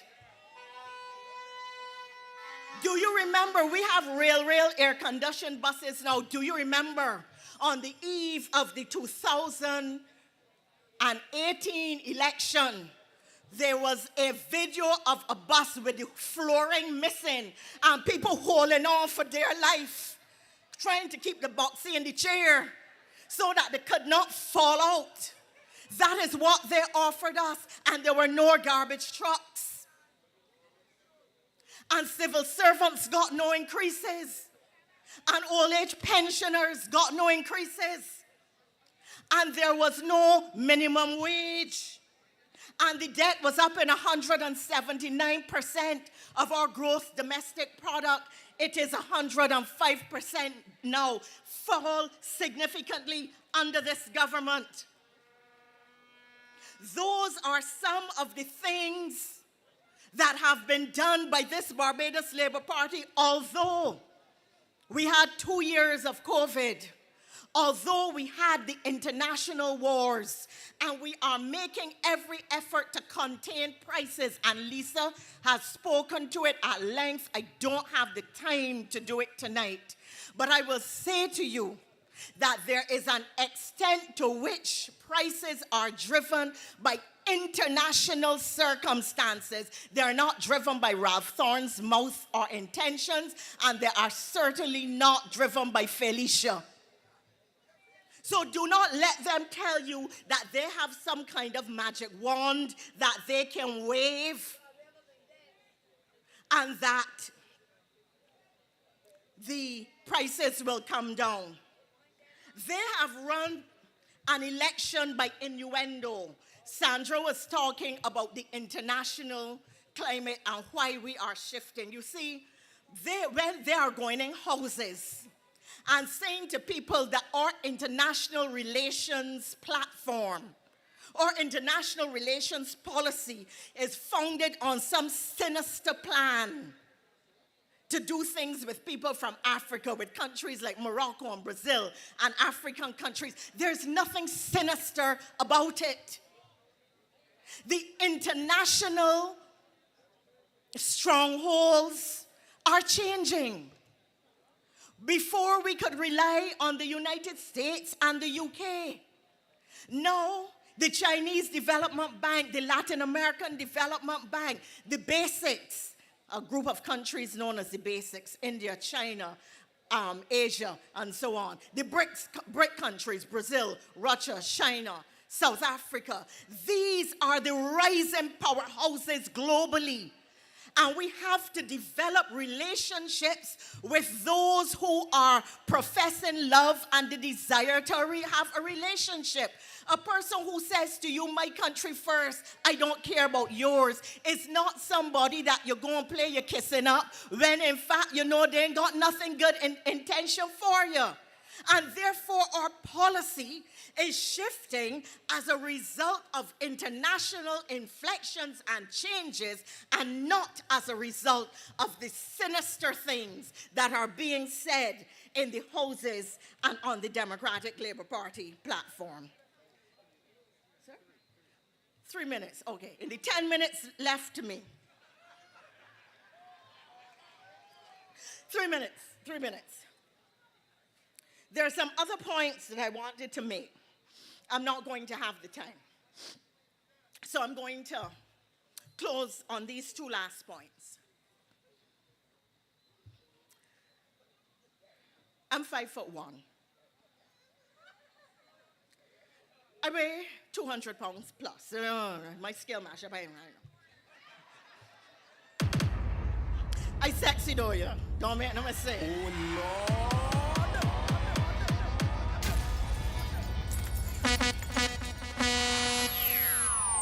That a campaign in which an opposition is asking you to strengthen their hand because there are a government in waiting is now reduced to what Chad Blackman looks like, and if he is fat, and if he is overweight, and how big his belly is. This is not a trivial matter. It means that they are taking the most serious of matters and trivializing it. I struggle with my weight. Sometimes I lose, sometimes I gain, sometimes I do not get on the scale. And one day I got so vexed I threw it out altogether and have never bought another scale. But that a candidate could spend time trying to curse you if you eat a little jam puff. That if you have a turnover, you are now to be criticized and body shamed. This is the same campaign that the Democratic Labour Party ran in 2018 when the top of how musty Mia Motley is and her hair looks so bad and she's so fat. All of that they try already. It was rejected. They come back with it in 2022. It was rejected. It is 2024 and they're now dropping all of it on Chad Blackman. Reject it. Reject it, because when they laugh at Chad, they are laughing at every overweight person in here. When they make fun of Chad, they are making fun of everybody who needs to lose weight. When they tell Chad how bad he looks, every woman or man who looks in the mirror and got a belly must now feel shame. What, is she only coming to represent the slim and the skinny? Huh? She only want to represent skinny fabulous? Huh? That's all she coming to do? No. I want a representative that look like Chad. Because I tell you, I love a big man. I used to go out with a fella that had a belly. He was real good. So all of this thing about what Chad looked like. Woman, if you ever went out with a man with a belly, let me see you. Oh, Lord. Fellas, you got a belly, let me see you. Fellas, people, if you're voting for the man with the belly, we need, and I'm not even going to start with the personal assistant of the leader of the opposition who did not have clear mind or sober thought the other night when he was speaking. And then he lay down, and then he was asking people, but where are the public conveniences?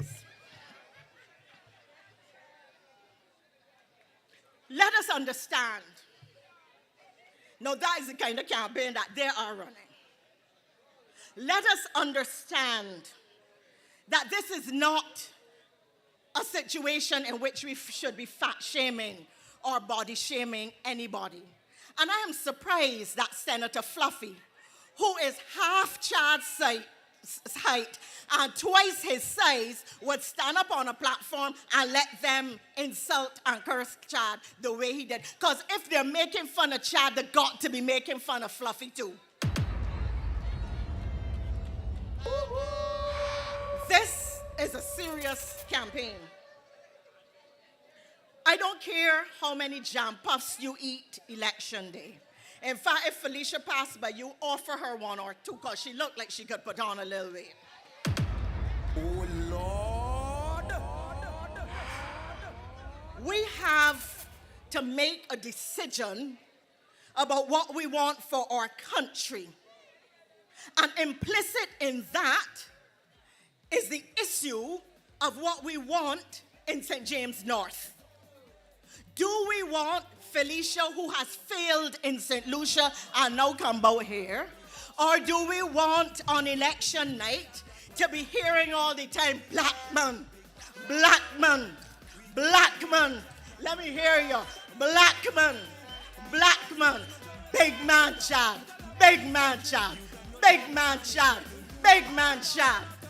Good night, and may God always bless Barbados. Go out early, go early, go BLP. Big heart, big action. We go big rich and black man, big vision, big passion. We go big rich and black man, committed, hardworking, dedicated. We go big rich and black man. We go big rich and big rich. St. James North, my BLP family. We have 8 hours and 41 minutes until the polls open, and I feel like we are red and ready.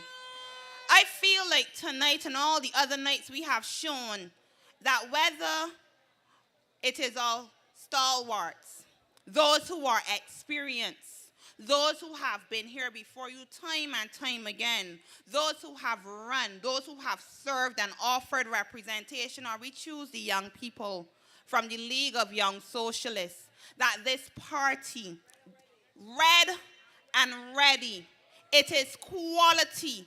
And let me say that when I look at the growing crowd tonight, this is what a political party that is ready to govern looks like. This is what a political party that understands that when we continue to love our people and hug them, this is what it looks like. And people who exist in chaos can never understand unity. This is what a political party looks like that nurtures its people. When I say red, I want you to say ready. Red. Red. Red. When I say big man, I want you to say Chad. Big man. Big man. And when I say tomorrow, I want you to say vote. Tomorrow. Tomorrow. And so we are red and ready. And we are ready to vote for the big man. But I want to say that Chad comes from the bosom of the Labour Party. And I am not simply talking about the fact that he has family that has served with distinction. I am talking about the fact that he says all the time that he started in the League of Young Socialists, and so this party nurtures its young people. And the next speaker that I am going to invite has been nurtured by this party. She knows what it means to serve, and she has served even before she actually offered herself to service. And so we know her as the Deputy Prime Minister. The country knows her as the Deputy Prime Minister. We also know her as the Minister of Road, because she has been making sure time and time again that we are doing the work that has been left out. We know her as an MP, a good MP, Centomia. And so tonight I want to introduce to you none other than Comrade Santia Bradshaw. We go in big with chat. We go in big with chat. Big man, big heart, big action. We go in big with chat, black man, big vision, big passion. We go in big with chat, black man. We're going big with Chad Blackman, people! Good night, St. James North! Good night!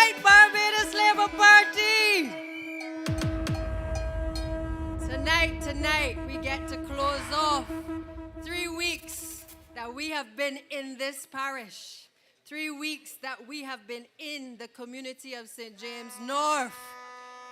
I stand here tonight, and I'm going to do it every time I speak, because my heart is full with joy at the welcome reception we have gotten from the people of this constituency. No matter where we have gone, you have welcomed us into your homes. You have welcomed us into your hearts. People have stopped what they were doing, food on the stove, and they opened their doors and they let us into the houses to have a conversation with them and with Chad at our side. I want to thank you, St. James North, for doing so. I am not going to tell you tonight, I have no doubt, I have absolutely no doubt what the people of St. James North are going to do. Because in speaking to each of you over the course of the past few weeks, we have had the opportunity to hear a number of the issues across this constituency firsthand. Not to say that we haven't been familiar with the issues, but we have gotten to hear the pulse of the people, to understand how people feel not just about the local issues, but also how they feel about the national issues, how our policies impact the people of this country.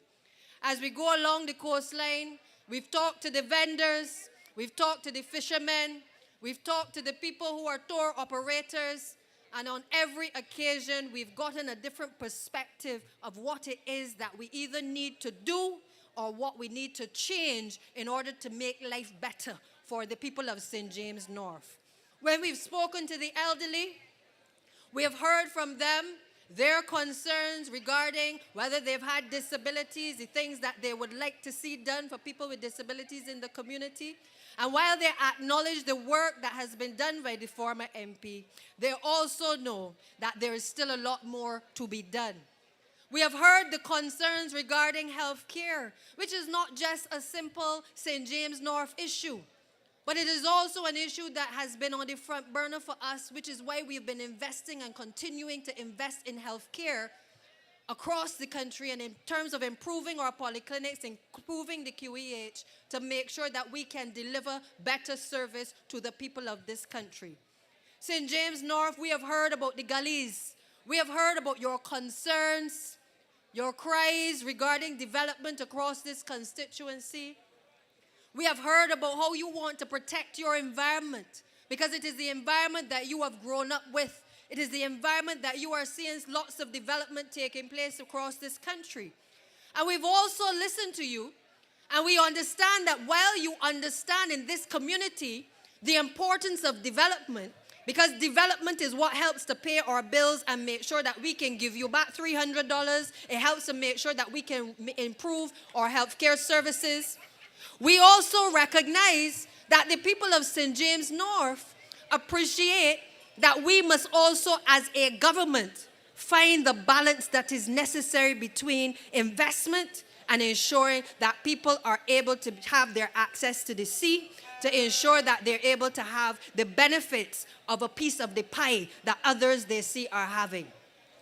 In these few weeks, myself and Chad, having walked this area, and certainly all of my colleagues, have had the benefit of a first-hand experience with the people of this constituency. And I know after tonight, we are not just about here for the vote tomorrow. We already know that Chad Blackman is going to be pronounced the next representative for this constituency. But as I have told everyone I have interacted with, this is not a journey for just a by-election. We are interested in building and forging relationships. We are interested in correcting the wrongs, making sure that we correct the things that you think that we did not do before. We are interested in fostering those relationships to ensure that the people of this constituency can benefit from the economic bounty that Barbados is having at this present time. And we therefore have taken to heart all of the concerns that have been raised.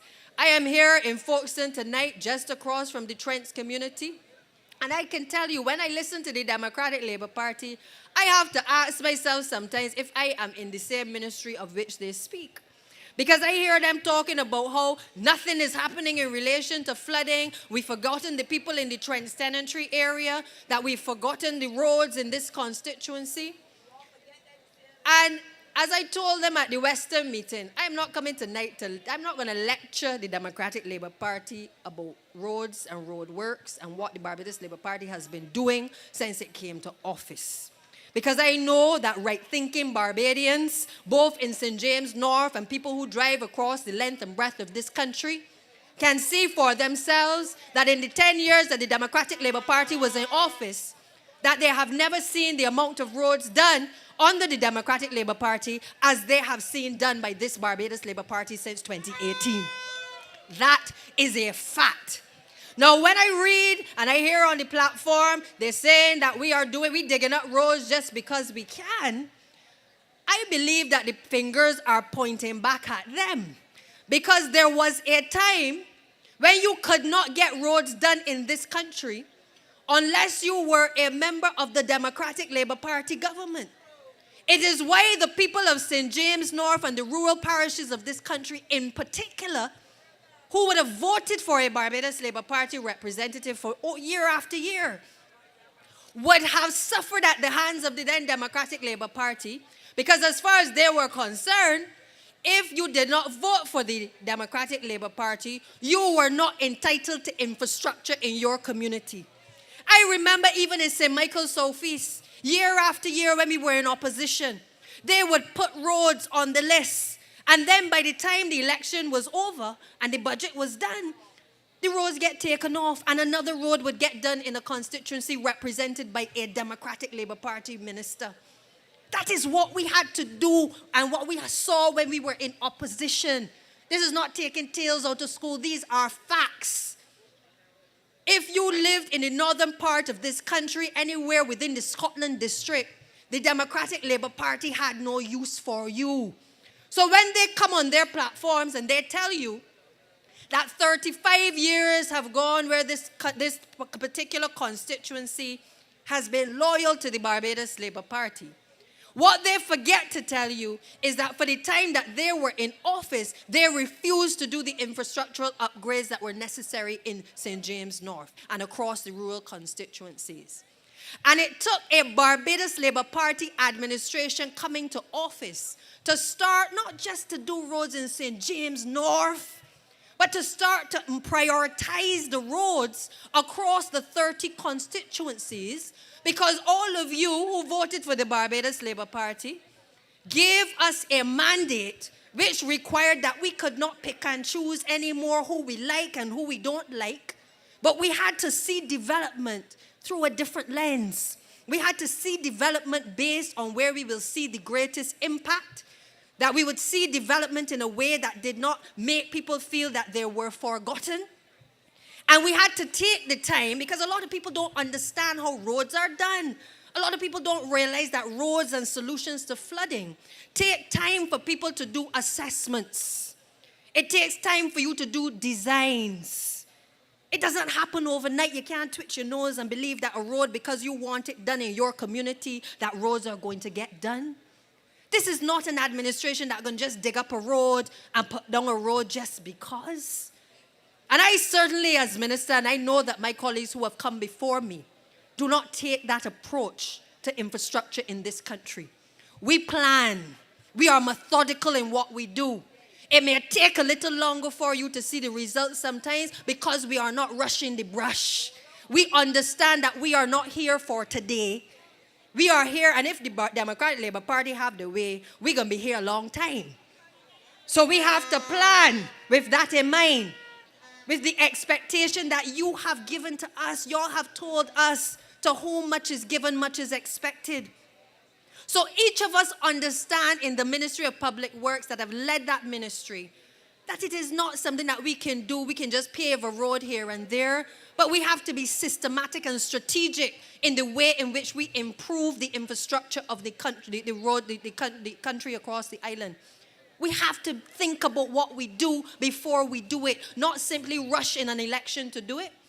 And I'm proud tonight because, People will say that because we are in a by-election, you can start to see roads paving across St. James North.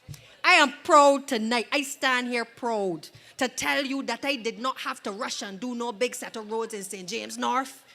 And why? Because we had already been doing the roads in the constituency of St. James North. So when you see roads being completed now, there are roads that were already in motion. I spoke about the road in Weston the other night that is going to facilitate the community center and the elderly people and the young people who have to get to the facility when the upgrades are done in this financial year. We didn't stumble on Weston to be able to have to do the road. We understand what other ministries are doing in constituencies, and we coordinate what we are doing for the improvement of the people of this country. That is the difference between us and the Democratic Labour Party. So when they talk about road improvements, I know that they are judging us by their lack of standards, not even standards. They are judging us by their lack of standards, because they are judging us by a standard to which they have grown accustomed to, not the standard of the Barbados Labour Party. Because I know my leader is not going to allow me to be willy-nilly in the distribution of roads. I am responsible for the Scotland District Road Rehabilitation Project, which is a project, again, targeting the communities that had been forgotten by the Democratic Labour Party in the rural parishes. They have forgotten about the people in St. Thomas, in St. James, in St. Peter, in St. Lucy, in St. Andrew, in St. John. And why? Because you have supported the Barbados Labour Party over the years. And we were able to negotiate a loan which would allow us $230 million to start to improve and upgrade the road network in the Scotland District. This constituency has got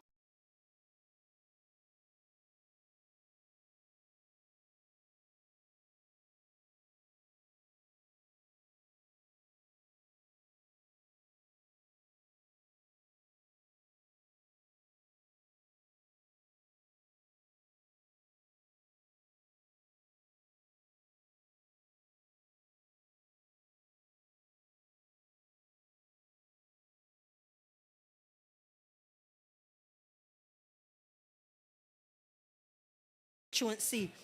So we all accept that from time to time, there are delays. From time to time, there is disruption.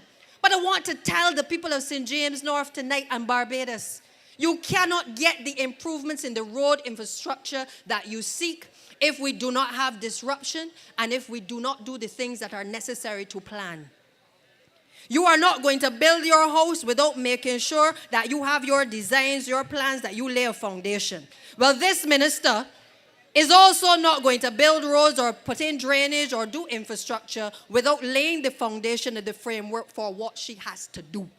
So the Democratic Labour Party do not need to lecture Santia Bradshaw. The Democratic Labour Party does not need to lecture us. I see them parading, talking about roads getting done in Christchurch East. And I want to warn the Democratic Labour Party that everybody who know them is not dead. When they come talking about these things, they believe that the people of this country have gone to sleep, that they do not understand a time when they did not look and peep out to see what roads needed to be done and what infrastructure was needed. But so long as I have breath in my body, and any time I have to mount a platform, I am going to remind the people of this country of the journey that it has taken for this Barbados Labour Party administration to get where it is. So when you talk about the flooding in Trents, it is this Barbados Labour Party that, having recognized that the Trents issue has been an issue since the 1990s, it didn't start now. It has been around for each of the previous administrations. But we came to office, and under Ian would have started to do certain improvements in terms of the infrastructure within the constituency of St. James North to address the issues of the drainage infrastructure. Let us get real, people. The infrastructure, whether it is the drainage infrastructure, whether it is our water mains, whether it is our roads, the infrastructure is aging. And that is why you see Prime Minister Motley so aggressive in terms of trying to seek out financing, because she understands that we have to make up for lost time. We don't have the luxury of sitting down and, as the last Prime Minister did, saying nothing or talking to you in Latin so you don't understand what is going on. So yes, sometimes she is absent from the country, but it is because she is trying to source the funding to be able to accelerate the process, to be able to allow Bajans to be able to eat and sleep and breathe a little easier. That is the Barbados Labour Party way. So when we talk about the Trents area, we have been starting the work.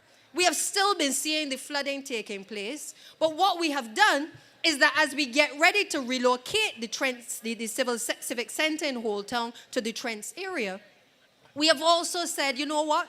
Let us make sure that while that facility is being provided for in terms of its drainage, let us also equally make sure that drainage is being provided in the wider Trents area. Let us take the opportunity while we are upgrading and giving you a new facility to ensure that equally we are not just putting a facility there, allowing investment to go on the seaside, which will generate income for the country. We are also taking into account that we have to manage the flow of water upstream coming down to these low-lying areas. That is your Barbados Labour Party way. We don't know it any other way. So we are taking the time to get the designs done. The studies have been ongoing for the past few months. I am pleased tonight to indicate to you in St. James North that the tender documents have been prepared by the independent contractor, and those designs have been forwarded to the ministry. And within the next few weeks, you will see the tender documents on the bonfire system, so that people can apply to do the work, the construction work that is necessary in the Trents area. We have not come to office to make promises that can be broken. And it is not just Trents. I ain't come tonight to tell you about Trents alone, because we are doing the same thing in Ashdean Village. We are doing the same thing in the Dover area. We are doing the same thing in Pillarsdorf and Martindale's Road and Wilcox. And why? Because we recognize that these have been problems that have been long-standing in many of the developments across the country. In many cases, people have gotten planning permission to do development, but the checks and balances may not have been there to make sure that the issues of flooding were corrected. As a little girl, I remember hearing my father talk about the Goodland Gardens area. And to this day, I'm a big hardback woman now, and Goodlands still have water. But what have we done as a government? We haven't just simply said, oh, let's go and pump off water every year. We know that the solution is not an overnight solution. And we've also addressed the Goodland Gardens area. In this financial year, we will have those documents ready shortly to go out to tender as well. That is a Barbados Labour Party that is working for you. So while the people of St. James North will hear about Trents, I want you to understand tonight that Trents alone is not what you must judge the Barbados Labour Party on or Chad Blackman on. You must judge the record of the party on the things that we are doing across the constituencies with the resources that we have available to us. You must judge us on the basis of the things that we have delivered to you. And I've had the pleasure over the last few weeks. I've known Chad when I was minister. Chad Blackman was one of the persons who reached out regarding the renaming of the Vauxhall Primary School. And we were able to do a project which allowed for the renaming of the school as Shirley Chisholm. Chad led that exercise. And from those days, those early days, I could see that this young man was destined for greatness. He was methodical. He had a vision in terms of what he wanted to do in the Vauxhall area. But I could see that as someone who had worked his way through the Barbados Labour Party, through the bosom of the Barbados Labour Party, that he understood service to people. And he understood that while he had gained all of the knowledge and the experience from traveling and being an ambassador to this country, that he knew that home drums beat first. And when he answered the call by Prime Minister Motley to come back to Barbados, he gave up all that to be able to come back here to serve. Don't let them at the Democratic Labour Party twist the narrative. We must salute the people who are the descendants of people who have served this country. I am living testimony to it. I come from a family where my father has served this country at the highest level. I am proud of that, and no one can take that away from me. Equally, Chad must be proud of where he has come from, that his great-grandfather also served in this country. And he must also be the inspiration to every young boy and girl in St. James North, that they too someday can aspire to leadership in this country at whatever level. Let us not get tied up and talking about political lineage and all of this nonsense that the Democratic Labour Party want to talk about. They're the ones who told us about Sandra Thompson having some right to St. John, lest we forget. And I've told them straight that I have more lineage in St. John than anybody else, even Charles Griffith. Because from both sides, from the Red Legs to the sport workers on the Africans on the sugar plantations, my navel string is buried in St. John. You must know your history. You must know where you have come from in order to know where you are going. So when we rejoice in the celebration that we have people within the party who did not choose to go a different direction, he could have stayed in overseas, but he chose to come back and to follow in the footsteps of those who have gone before him, that have been respected by the people of this constituency for helping people in this constituency. So while they make fun of Chad, I want to say to you tonight, and Liz touched on it earlier, but I'm going to go further. I have shared with you my journey.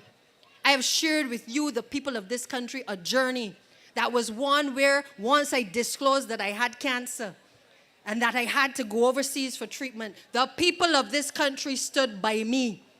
The people of this country are not unreasonable. They understand when people risk themselves because we look like you, we are like you, we feel the pain like you from time to time. And if Chad has taken it upon himself to say, you know what, Santia, I agree with you. I putting down the water. I putting down the soft drink, sorry. And I'm going to take up the bottles of water. And I'm going to walk and I'm going to exercise. And I'm going to limit, because we didn't say to Chad, eliminate everything that is sugary. We said, do things in moderation. Because I am not going to manage a campaign with somebody that the following week I'm going to have to be burying, and that they have brought it on themselves. And our feeling in this party is that we have a responsibility from when we brought the National Nutrition Policy to what we do in terms of healthcare, to not wait until people have to get to the hospital to go through the experiences there. But we have a responsibility as leaders to make sure that we bring you into a space where we say to you, we understand the struggle. We understand how difficult it is to put down this sugary stuff. We understand that you don't read the labels sometimes of what it is that you're putting in your system.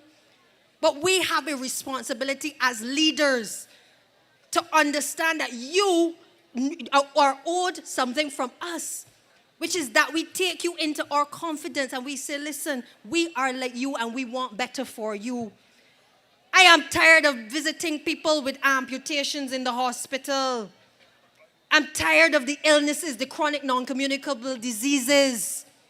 And if Chad and I can lead the charge to make sure that we can turn around the tide of burying people unnecessarily, then that is what we are going to do. That is somebody that St. James North must respect. That is somebody that St. James North must look up to. And therefore, tonight, again, I want to salute you in this gathering and all who are listening online. St. James North, you have made me proud thus far.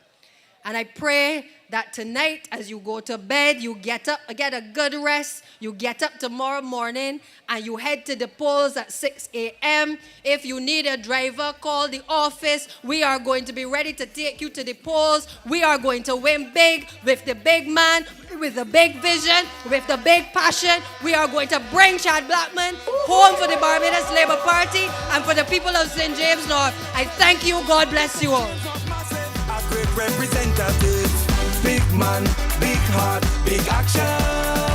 We going big rich and black man, big vision, big passion.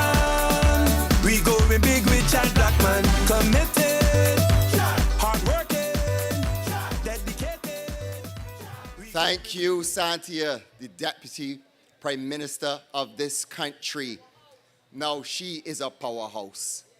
And the work that she is doing across this country in fixing the roads here in St. James North as well. And to think that we have forgotten what it was like under the last government. I want to play Guess Who with y'all. I can read a quote, and you tell me who said it. They don't behave as though they've never seen potholes in the roads in their lives. And they do not behave as though their societies are crime-free. These are really transitory, what? Inconveniences. You remember that? Come on. So we commend her and her team for being really prolific in this country in fixing the roads. Now, ladies and gentlemen, the time is near to welcome the son of our soil. The big man, the man with a big heart. And that is what matters. That is what maketh him. He brings humility, he brings humbleness, and he can go low. He's a big man, 6'4", but he can come down because he is humble. He has sacrificed for this nation overseas. And he has come back to give more service to this country, to become your next representative of St. James North. He has hit the road, and he has hit the ground running. And he has your back. And as the Bayesians would say, we got his back. We're going to back him full because he is a man of his word. He is a man of the times. He is a man for us. And we will support him at the polls. Come tomorrow, 6 a.m. Go out. Put your X for the big man. The man with the plan. The man that has a heart for the children. The man that has a heart for the elderly. The man that does it all. He will be there for you. Let us give him full support. Because Chad Blackman is the real man. The man for St. James North. I can talk about all the programs that he has done, all the promise that he shows in this country, all the sacrifices that he has made for this country. This man deserves to be the next representative of St. James North. And just in this short time, he has shown you what his heart is made of. And it is a heart of gold. Let us not be distracted by the foolishness that some of the detractors come with, talking about the size. I don't care about his belly.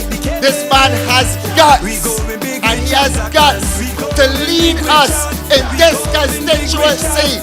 The man of the hour, the big man, Chad Blackman. We're going down with Chad. We're going down with Chad. Blackman, Blackman, Blackman, Blackman, Blackman, Blackman. Go Chad. We going big. We going big. We going big. The big man, the man with the heart, the man with the vision, the real MVP, the man who will bring home this seat again for the Labour Party. They're coming back home with Chad. He is the man for us, and we love him. We can support him. We're going down with the big man. I'm going down with him, and I know that you can go down with him. This is the man of the hour, the man with the plan, Chad Blackman. We going big. We going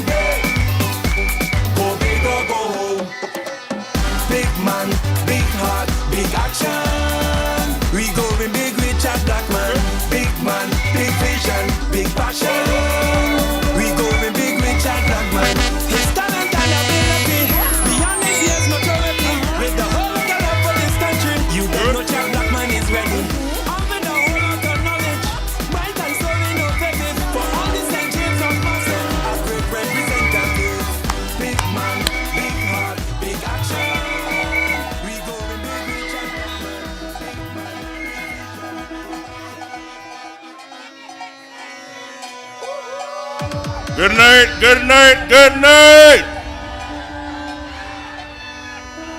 Good night, Trents. Good night, St. James North.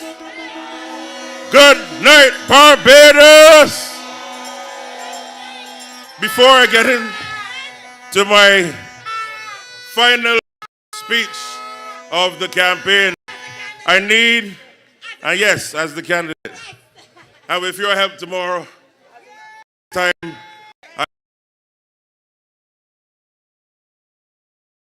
but before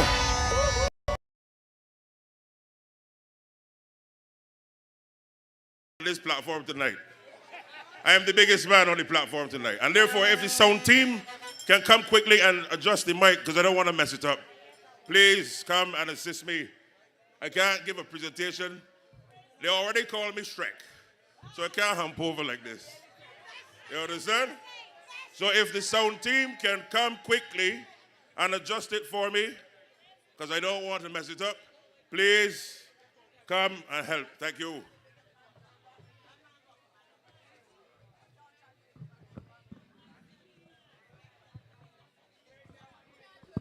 Thank you, Winslow. Thank you. Good night.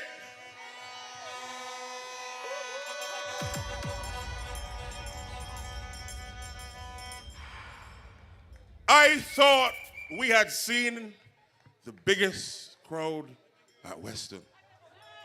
But my Lord have mercy. Let me start by saying to all of you how humble and happy I am to have been part of a platform and a team over the last 3 weeks that has come to you every day, either by meetings or house canvassing.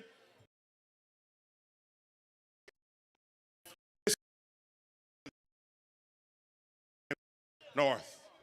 And I want to thank all of you because this 3-week campaign has allowed for all of us to see the vision, the policies, the ideas, the commitment, the passion, and the love that Chad Blackman and the Barbados Liberal Party has for St. James.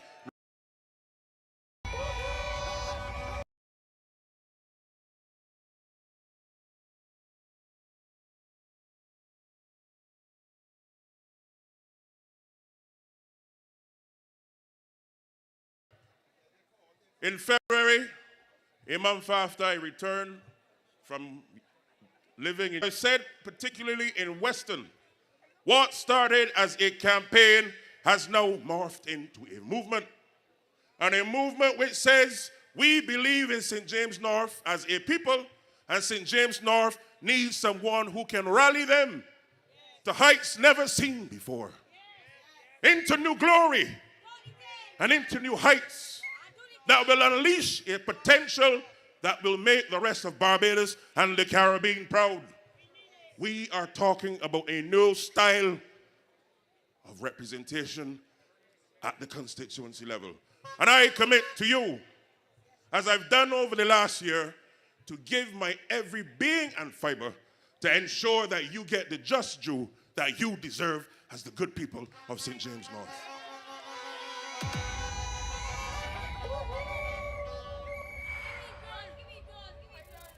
And I want to speak to you tonight about programs and policies versus posturing. On the one hand, the red team, you have programs. You've heard from my cabinet colleagues and parliamentary colleagues what the Labour Party has done since coming to office in 2018. Under circumstances when the Democratic Labour Party, of which the lady who is running against me is a part of, a party which the leader of the opposition on this red platform criticized. And they now want to come to you and make you believe, I'm ready for this yet, oh, this here, Julian, come, Brad, come back, come. If I sweat, I sweat. I'm talking to my people.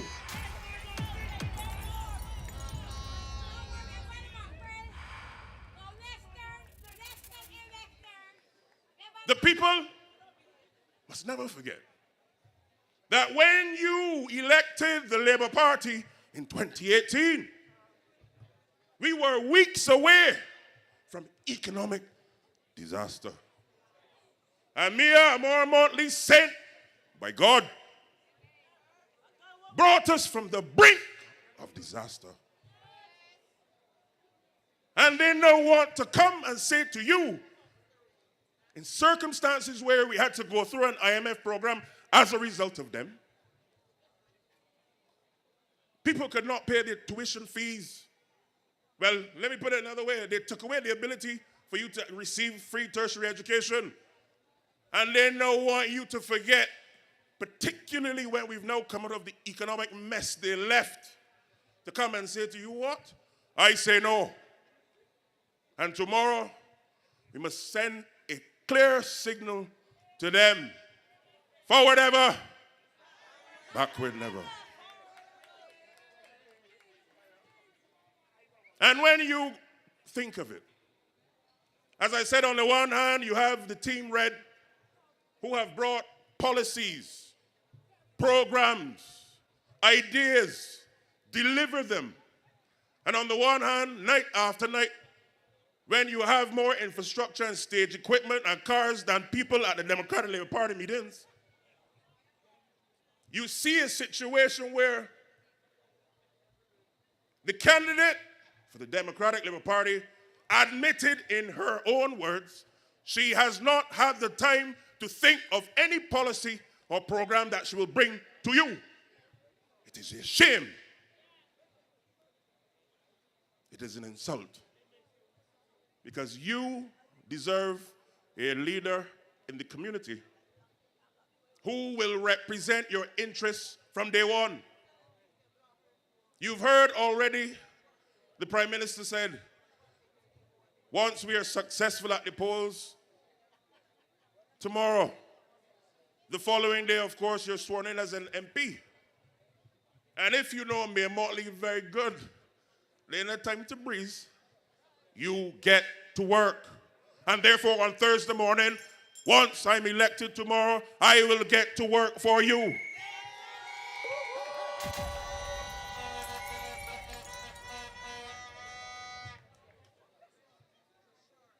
The programs I've outlined for a number of days and weeks. You have it here.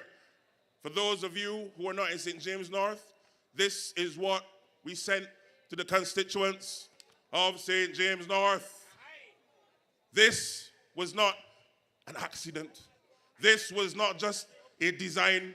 This was well thought out policies, ideas, and programs for the people of this constituency. And in order to go forward, we have to ensure we also have a rear view as to where we've come from. And it is therefore the reason why we said, in order for this constituency to advance, we have to tap into the knowledge of those who have gone before us. And the elderly community in St. James North is filled with talent, ideas, skills that the future of Barbados and the future of St. James North needs. And it is therefore why we've conceived the Grey Initiative, an initiative that allows for us to tap into the minds and ideas and skill sets and experiences that those before us can now come into a single space and record their ideas so that generations today and tomorrow can benefit from them as we go forward. We must never lose our values, our Barbadian ideals, and the tacit knowledge that they have. Local knowledge is critical. And I'm happy to say so, particularly standing on the grounds of the Folkestone Marine Park, just a few yards from our coast. Because why? A lot of what we are doing as a government and the international community does to rebuild and to fix the infrastructure of our beaches and our coasts, a lot of that knowledge is already in the minds of those in the local communities around here in Trents and in Western and further afield. And now the idea of marrying local knowledge with global excellence now has to come to bear. We must not believe that once you retire, that's it. we are saying to you, your ideas matter. And we're going to build out a constituency that is robust with ideas from our elders. And it's therefore one of the things I am recommending is that we create an elders council for St. James North, where all persons who are elderly are eligible to be part of that council so that we can benefit from the wisdom that you've had. This is the way forward for St. James North. And when we look at where we are today as a people, this country continues to do well economically. It continues to do well in terms of our global presence, creating opportunities for our people. But if we want to move forward, there has to be a spiritual anchor that grounds our soul.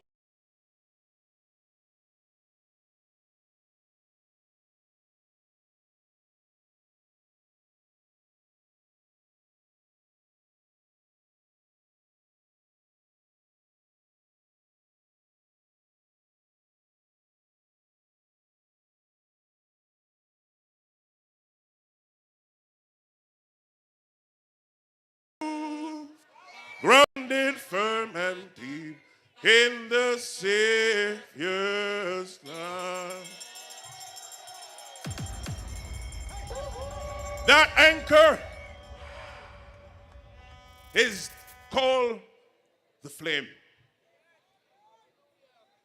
Never must we believe that we are so gifted and talented and bright that we forget God.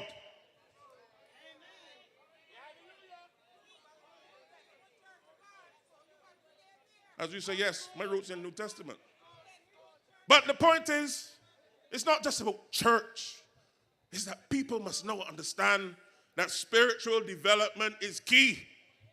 And whether you're old or young or in between, we have to ensure that our young people and those who are adults but sometimes stray a bit have the space to be able to go and talk to somebody, receive counsel, bless them. There are a lot of young businesses in St. James North. Can you imagine if you just bless those businesses? Ask God to open the windows of heaven and pour out on them.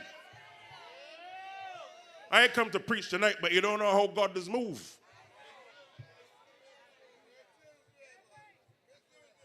This constituency must now reimagine for itself. Where will it be within the next 50 years? And work backwards to where we want to get. This is not just a 5-year thing or by-election thing. This is about ensuring that the young people, the elderly, and those in between have a safe space to live, to think, to thrive, to do business, and to enjoy in a wholesome way that brings pride to Barbados and to the rest of the Caribbean and to the world.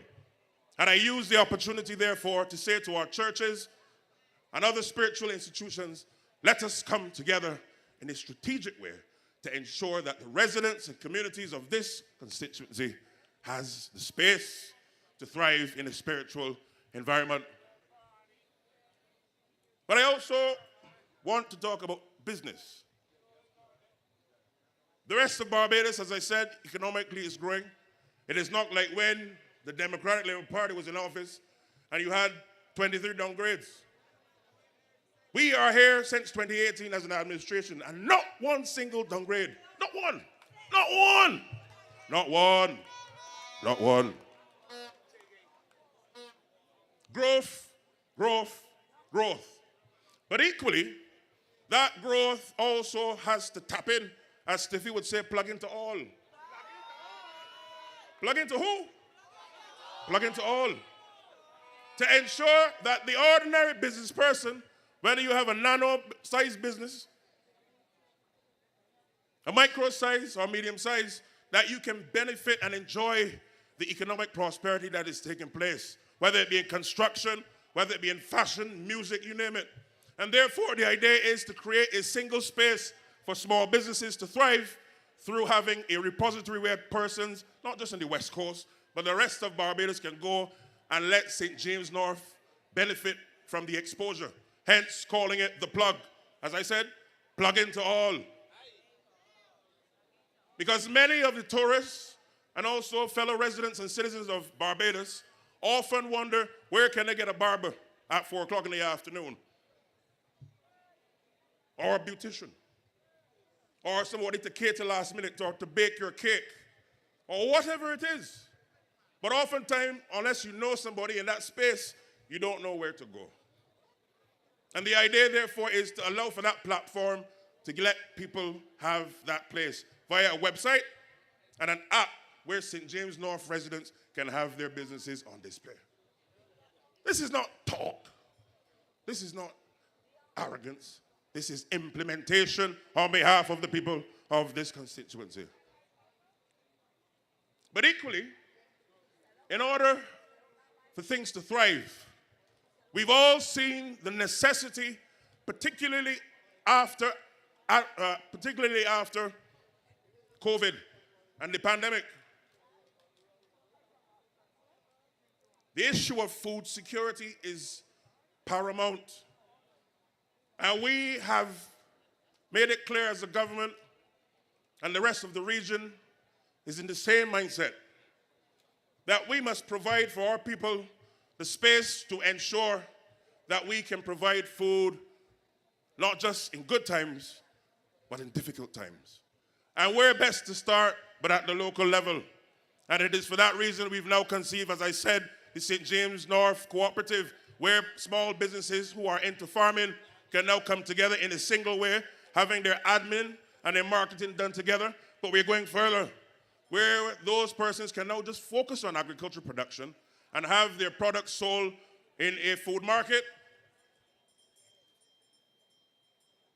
and equally into the supermarkets. Again, through an app, you can have it delivered to your home. We're now saying, therefore, let's take agriculture up a level. This is the direction at the constituency level. It is an exciting time. But I also want to touch on the technologies I've said before. We live in a world, and yes, you can bring the towel now. We live in a world where every single device and thing that we do is technologically driven. But the time has long passed, and it has now come where Barbados as a nation must be part and parcel of the revolution of technology and innovation. Our motto speaks to it, pride and industry. And it is not just a buzzword or a buzz term. We must give it even greater life. And it is therefore why at Gooding-Edghill Primary School, we launched the St. James North Tech Hub, which allows for young persons to not just to look forward, but to conceive new ideas and solutions for global problems at the constituency level.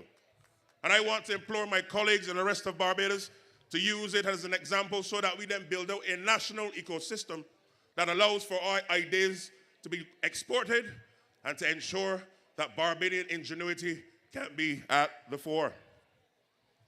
But I also want to touch a bit on service. My life has been a life, as you've heard many of my colleagues speak tonight on. I'm 42, and I started officially at 18 giving service to my community and to my nation. As you've heard from Parish Ambassador to CARICOM Youth Ambassador to President of the National Youth Council to the Commonwealth Youth Ambassador. And those years allowed for me to understand service is key. You serve your fellow man, not for any glory or likes or sound bites, but to ensure that their circumstances improve as a result of your intervention. And that allowed for me to be at the fore of transforming people's lives. And what is remarkable about it, I have not come to you as a candidate, particularly over the last 3 weeks, now trying to act like I know how to serve. Over the last year, I've helped a number of residents in St. James North. And not once have you seen me post any of it on social media. Not once. And I make this commitment tonight in Western, I make this commitment tonight in Western. Long shall that ever be the model of Chad Blackman's style of politics. Folkestone. Of course, I know the difference between Western and Folkestone. But let me say this. Service also requires of us to go beyond the traditional. We have to find innovative ways of ensuring that people not can just be heard, but that they can be understood and be accessible. You're accessible to them. Why? People need somebody who is there when it matters most. And I see my role as opening doors for constituents. What do I mean by that?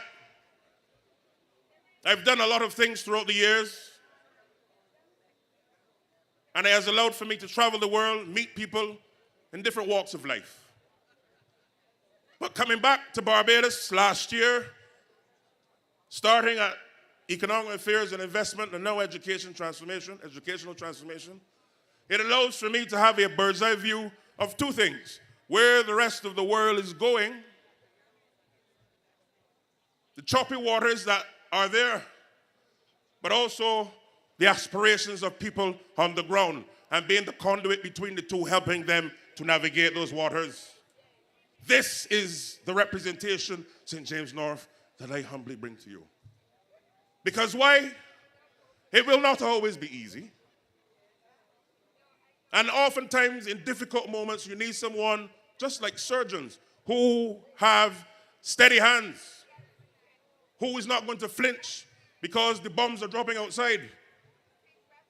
You're in a crisis, you need someone to be able to focus and to deliver in a way that is proud for you and ensure that you can get the things done in a timely manner. But I also want to bring to you a level of representation that is driven by inspiration. I put myself before you as a person coming from ordinary beginnings, saying to you that anything is possible in this country called Barbados. If Chad Blackman can rise from the bosoms of poverty, anybody in Barbados can do the same thing. And I'm comfortable in my skin to say that is where it came from. On the other side, you have people not sure where they come from, not sure if they were poor or middle class. And when you tell them, well, this is where you live, they say, well, you know, I used to live there, but now I live here. That is the height of arrogance. I understand, yes, some of them don't know their name, but we're not dealing with that. Well, certainly not me. But I want to say this.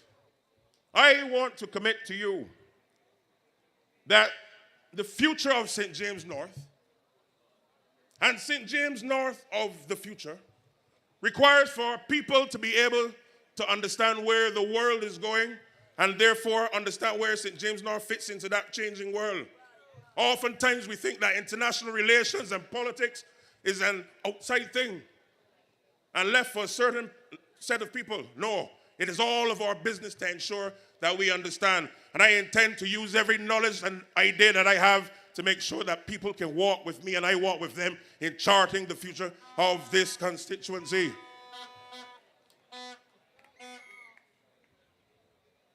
And therefore it requires for me to forge a new relationship with you. A relationship underscored by commitment, accessibility, being there for people, as I said, but also helping you to know you have somebody that has your back. If you pick up the phone and you need something done, a letter written, Chad Blackman can be there for you. If you need somebody to ask something, Chad Blackman is there. If you need me to do something in Parliament that will make the constituency and its life better, Chad Blackman is there for you. This is who I am. When I look, therefore, at resilience, and we oftentimes hear about resilience, Resilience isn't only about infrastructure. It is also about ensuring that people are prepared for the changes that come, whether on the international level, local level, national level. And therefore, community programs and training will be accessible to people so that they can manage those changes and relationships going on. This is what I bring to you, the people of this constituency. And as we move forward, it will also require a lot of feedback, back and forth, to and fro, dialogue.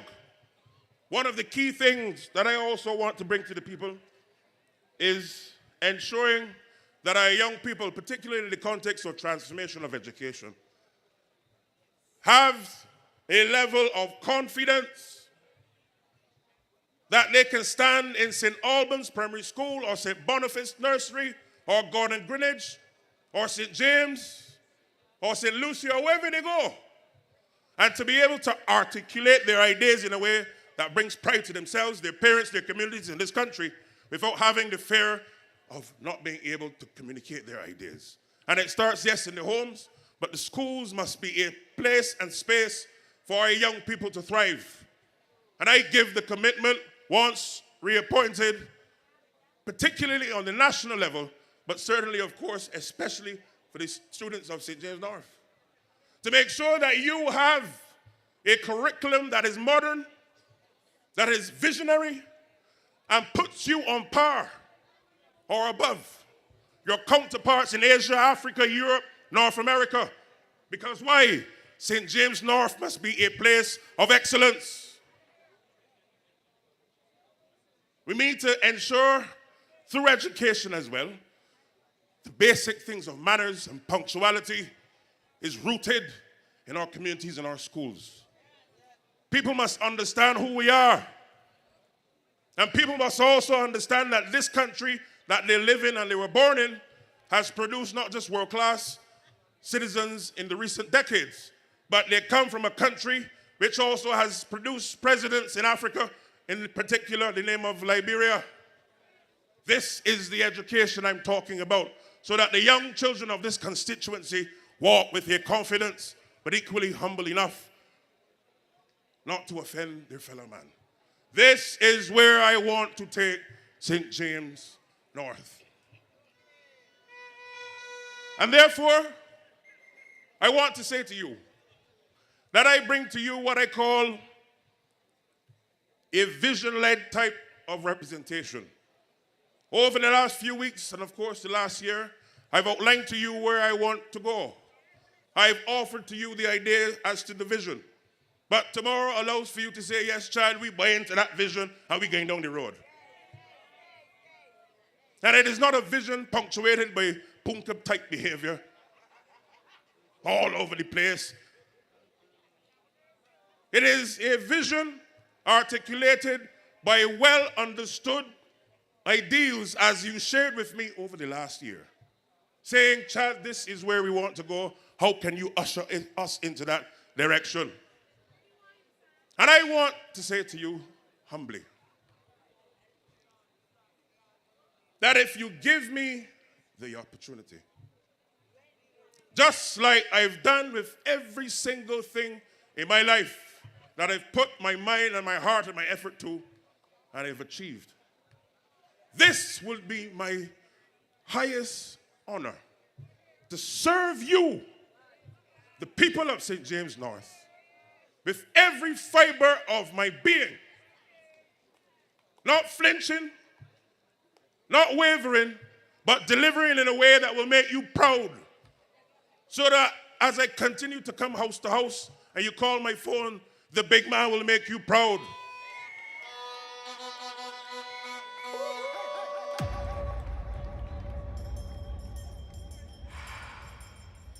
And I simply want to say this. You've heard on this platform over the last 3 weeks the ideas, the vision, the programs, the commitment, what we've done as a party at the local level, national level, internationally. But ultimately tomorrow is about ensuring that you secure your present whilst equally creating your future. And I say to you, that the person to help you to do that is none other than Chad Jason Blackman.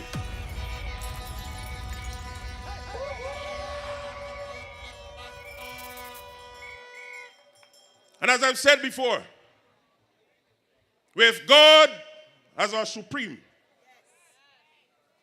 with Mia Motley as our leader, and St. James North with Chad Blackman as your member of parliament, I say to you, the future looks bright.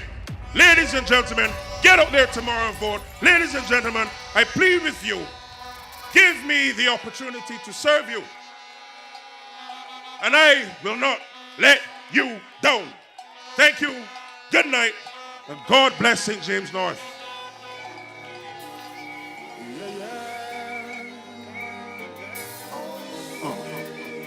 Come back down in the I can return till tomorrow. I can return till tomorrow. I can return till tomorrow.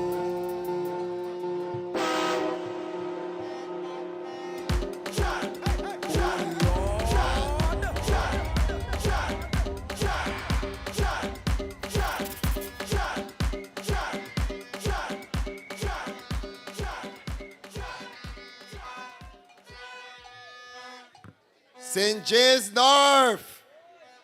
Now that is a mountain of a man. Chad Blackman. Now I'm going to use a slogan that I use in my election. I'm going to give it to Chad. The choice in this by-election is crystal clear. Put your X on Chad Blackman for the next member of parliament for St. James North. You heard his story. This man has sacrificed. He had a sweet job overseas. Sorry, Kerry, but the diplomatic life is a sweet life. And he chose to come home and give public service to this great nation. That alone shows you the mettle that he has, the commitment to public service. And it was an honor to walk with him and see empathy in action. How he would listen to people, listen to their problems. And there's no problem too big or too small. So I want to introduce you to the next speaker. He is the platform flamethrower. He is Kerry Simmons. We going big. We going big. We going big. Go big or go home. Big man, big heart, big action. We going big with Chad Blackman. Big man, big vision, big passion. We going big with Chad Blackman. His talent and ability beyond his years maturity. With the whole of the love Settle, for this crowd of country. people. You know Chad Blackman is ready. Settle, crowd of people. A pleasant good night to St. James North. I want to say a special good night to you, the people of Church Point. To you, yes, my darling, to you, the people of Trent's Tenantry. To the people of Trent's just up the hill in Morgan. As I came into the meeting, I saw some of the Atkinson family from my whole town. Good night to you. Good night. When I'm in Trent, I am virtually at home. Good night, Labour Party family. I want this evening to begin by saying to you that I am begging you to go out tomorrow from as early as 6 a.m. so that by 6 p.m. I will have on my right hand Sandra Husbands, who I already have, and on my left, my friend, the big man, Chad. Now, comrades and friends, we gotta do a slightly different speech tonight, because this is the end of what has been a good but very instructive campaign. I say it has been instructive because it has been my pleasure and my privilege to have been assigned right next door to my constituency here in Church Point, in Trent's Tenantry, in Trent's, and to have had the joy of interacting with some of the people in this district. And you will forgive me, therefore, if I speak in a slightly more parochial manner than I might otherwise do, because I want to begin by thanking a few people. My constituency assistant, who was here by my side a few minutes ago, and I would have been greeted one Saturday morning by a lovely lady by the name of Donna Irene. And Donna Irene, my dear, may God bless you for volunteering to be our tour guide in taking us to house by house, introducing to the people of the community. I equally want to thank, and perhaps I should not call the whole name because the politics of spite and vindictiveness in the Democratic Labour Party will never die. And so therefore, I will just refer to you as Mrs. M. But you know what you did, and you know how you met Linda and myself, and we are indebted to you, my dear, for ensuring that you did not only introduce us to your large family in this district, but even put us in contact with family overseas who are registered to vote here. May God bless you. And that type of behavior, that spirit of effervescent voluntarism, springing from the heart and the bowels of human beings, does not run consistent with the nonsense that Ralph Thorne is spouting from a platform every night about how you, the people of St. James North, are being crushed under an oppressive government. Well, would somebody who feel oppressed run out in the road and say, Senior Minister, I want to walk with you. I want to introduce you to people. Oh. And then another lovely lady, Linda, her name evades me now, who got off of her bed recovering from a stroke. Recovering from a stroke. And said, no, Kerry, no. Thank you for visiting, but I want to make sure you see some people that I can take you to. And walk with us for 2 hours when she could have been comfortably home recuperating. That is not a person crushed under an oppressive government. That is a person who is reaching out to support and encourage and promote an administration that has been uplifting her. There is a mythology being peddled in this country tonight by the Democratic Labour Party. And I am grateful to you, Mr. Rowe, for telling me that we, when we come to Trent, must push back against it, and get pushed back against tonight. Brother Rowe pointed out to me that which I know, and I suspect Liz Thompson knew because she represented part of this coastline before I did. And I know Edmund Hinkson, who has done a very good job as Member of Parliament, and we should thank Edmund tonight. Edmund Hinkson knows. But Brother Rowe made a very telling point that when you get to Lower Black Rock and you come right down that coast past Prospect, Fitzvillage, Paynes Bay, and going north all to Speightstown, that there was a time, he told me he's 60-something years old, there was a time when he said when he was a little boy, there was no question that coast, this coast that we're on, Folkestone, was called Democratic Labour Party country. Not true, Liz. That's a fact. But in his words, not mine. Since the Dems drift away from development, it is the red shirt people that represent progress in Barbados. His words, not mine. And I am indebted to Brother Rowe. And if I doubted for a moment the wisdom and the sincerity, I take you on a journey beginning at St. James Primary across the street and come all the way down to Porter's. And my friends, I came across some young people in Barbados. And if you listen to the Democratic Labour Party and Ralph Thorne every night, polluting the night air, all the woe and misery and drudgery, and the young people in Barbados are lost and there's no hope. That's what they peddle. It reminds me of the book of Matthew. When your spirit is weary, you will need rest. And you'll come, if you take him on, you will feel this rest eternal that you will need. But then I met some of the people here in Trents and in Church Point and Trents Tenantry. Young Miss Prescott, in her 20s, under Edmund Hinson's assistance, went and get some exposure to screen printing. A young lady full of potential and ambition.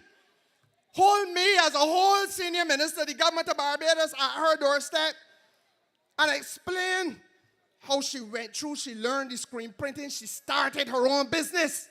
You know what I tell you, in her 20s, built out the clientele. And her issue in this election is only one thing. Explain to me, Minister, some of the things you all intend to do to keep building out this economy, because it is only in an economy like this that my business can continue to expand and my clientele continue to grow. When you hear Chad Blackman talking about young people and business tonight, he is speaking directly to the heart, the soul, the mind of that young lady. But you hear Ralph Thorne, and there's no hope for the future. A little bit further down the road, my friend Natalie. And Natalie does some nail tech work. I think Natalie could be 32, 33. Same seriousness of approach. Same dedication to building her own business. And what does she want to hold a whole minister of government and talk about? Land. And access to land. And what she want to do with the land? Want to be able to have that land so she can leverage it, so she can expand her business and come to a point of employing other young people in this community. That is the vision of the young people in Trents and in Church Point and in Trents Tenantry. And don't talk about the spirit of entrepreneurship that I have come across. If you look across the back of this, we have Folkestone, look across into Trents Tenantry now, and you can see the lights. Between St. James Primary School and coming all the way down to Porters, there are at least 35, 40 small and micro businesses operating on that front road right there. And there's some doing fashion, some doing nail tech and cosmetology. One or two fellas got the water sports thing going. And then there's the bulk of food and beverage, the whole of the family, food and beverage people. And I came across a place called Coastal Cravings, and today, truth, them can stop me from eating home, because that food in there is sweet. Oh, Lord. And then there's Heather expanding. She is now expanding her house, looking to make sure she's in a position to go into food and beverage too. And there's so many others, too many to call tonight. But I say to you that that is reflective of a community and a sense of spirit that is looking at development, that is not interested in the foolishness about being told that they are victims of an oppressive government, being told foolishness and absolute nonsense about how there's a prime minister who's a dictator and that her government is corrupt and all kind of mumbo-jumbo that Ralph Thorne and the Democratic Labour Party are peddling every night. Serious people in Church Point and Trents Tenantry and Trents. And of course, they spoke to me, virtually all, about the matters that Santia spoke about with regard to drainage and roads, and the satisfactory answers have been provided, I believe, tonight. But my friends, it goes further. There's a chef, Brother Collis. Man tell me that he is renowned as being the best chef who can do breadfruit and frizzle salt fish in this country. Huh? You're a man. There you man. Very well. He said something to me that I found was very valid. And I don't feel I will ever forget it in the rest of my political career. He told me, listen, Minister, I'm going to tell you you're Minister of Foreign Affairs. And you see how the world is changing. And you see how there are issues that have nothing to do with Barbados, but are impacting on our doorstep. And remember, young man, that we call him a young man, you cannot control the fate of this country. All you can do, hear we say, hear him, all you can do is to put yourself in a position to manage it when it arrives at our doorstep. And that is true. That is true. We can't control the fate of what can happen, but we have to put ourselves in a position to manage it. And he went on to say it means taking some serious decisions. And that is why, Santonio, like you got this speech in my head, and that brings me straight to Ralph Thorne. Straight to Ralph Thorne. Because, like now so, he on a platform somewhere in St. James, making people feel that this government is the worst thing in the world, crying down Barbados in the eyes of the whole world. Now, I don't mind a man wanting to get high office, but you can't want to achieve high office via the lowest road. And you want to pull down the country, tell whatless lies. You know there's not a shred of evidence adduced against any member of the cabinet, but the whole cabinet, according to Ralph Thorne, corrupt. I mean, I tell you the other night, you should put up or shut up. But the problem is, if you can't get up, you're not going to put up or shut up.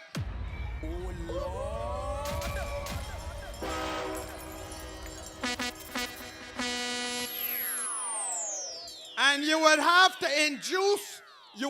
to induce policy understanding via a very virulent dose of political Viagra for Ralph Thorne to be able to get ahead on the basis of public policy.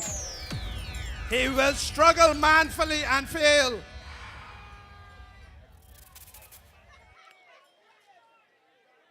I know. I am not going to accept it. And I will tell you why I will not accept it. Because this Labour Party did too much to cleanse the image of this country when there was a previous member of the executive of Barbados that wore manacles and shackles made by the Federal Bureau of the Federal Government of the United States of America. Don't tell me foolishness. This country's image was stained.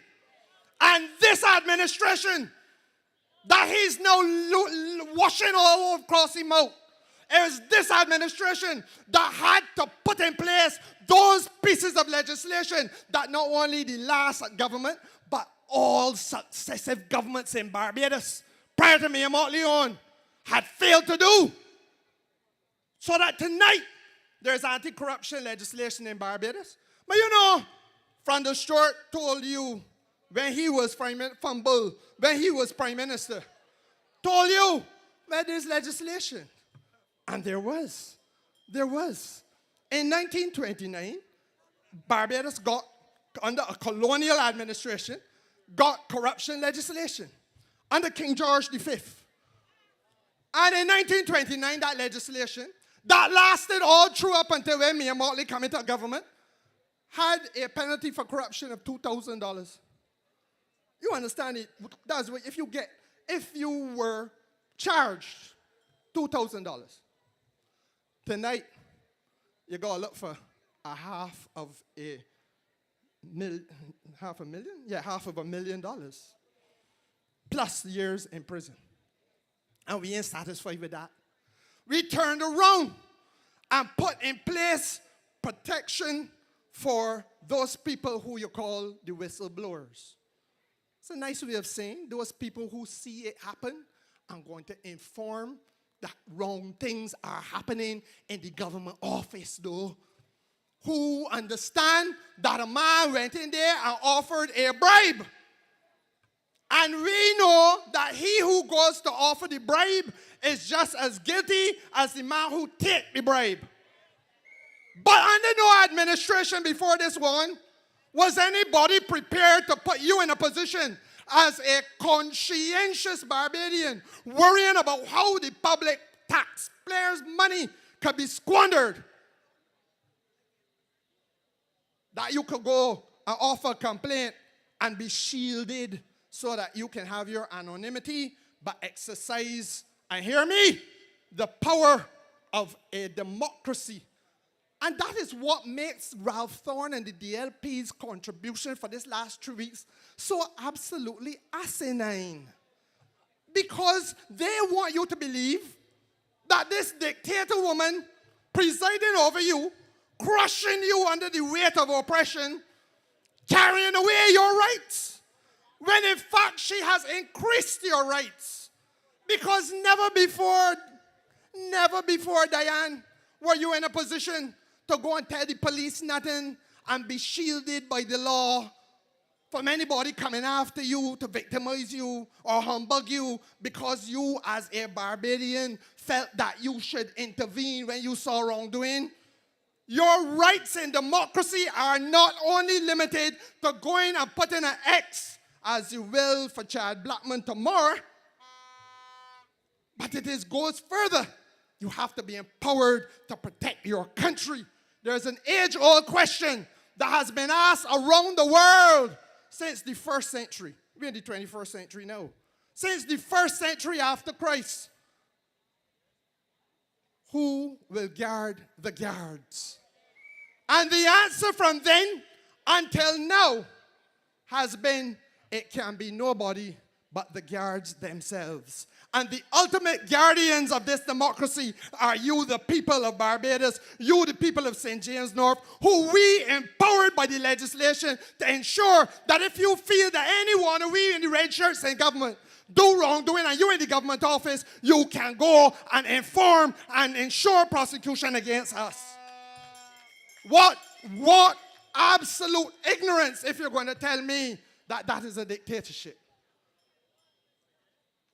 And we weren't finished there. Because then we went and put in place legislation to make sure that we can carry away the ill-gotten gains. I see you. Carry away the ill-gotten gains from some of the criminals. Go back 20 years. Because you see a man that got a Mercedes-Benz and a BMW park home, but you never know it to work in the way. Living in a 3-story wall house. I own 2 or 3 Airbnbs, but you never know he to work the way. And now the law is that you can go and check. And when you find out what you might find out, take it up and put it towards ensuring that the folks in Trents could get the infrastructure repair they need. And some palings and sidings could go on the old people's house. That is where we are. That's what we did. It is a transformative thing. And in similar vein, I see a meme going around with this man, Ralph Thorne, saying that he too busy eating. He tell me, Motley, I am not having any discussion with you about education, transformation. I got food to eat, woman. That's the kind of disrespectful kind of attitude. Look, the boss talking last night, so I am under more limited time. But let me say to you, in 2013, in the middle of the last decade, 4,278 of our young children did common entrance exam. 5 years later, when you get to what should be CSEC. Yes, Ms. Redmond? CSEC. Sorry. 2,984.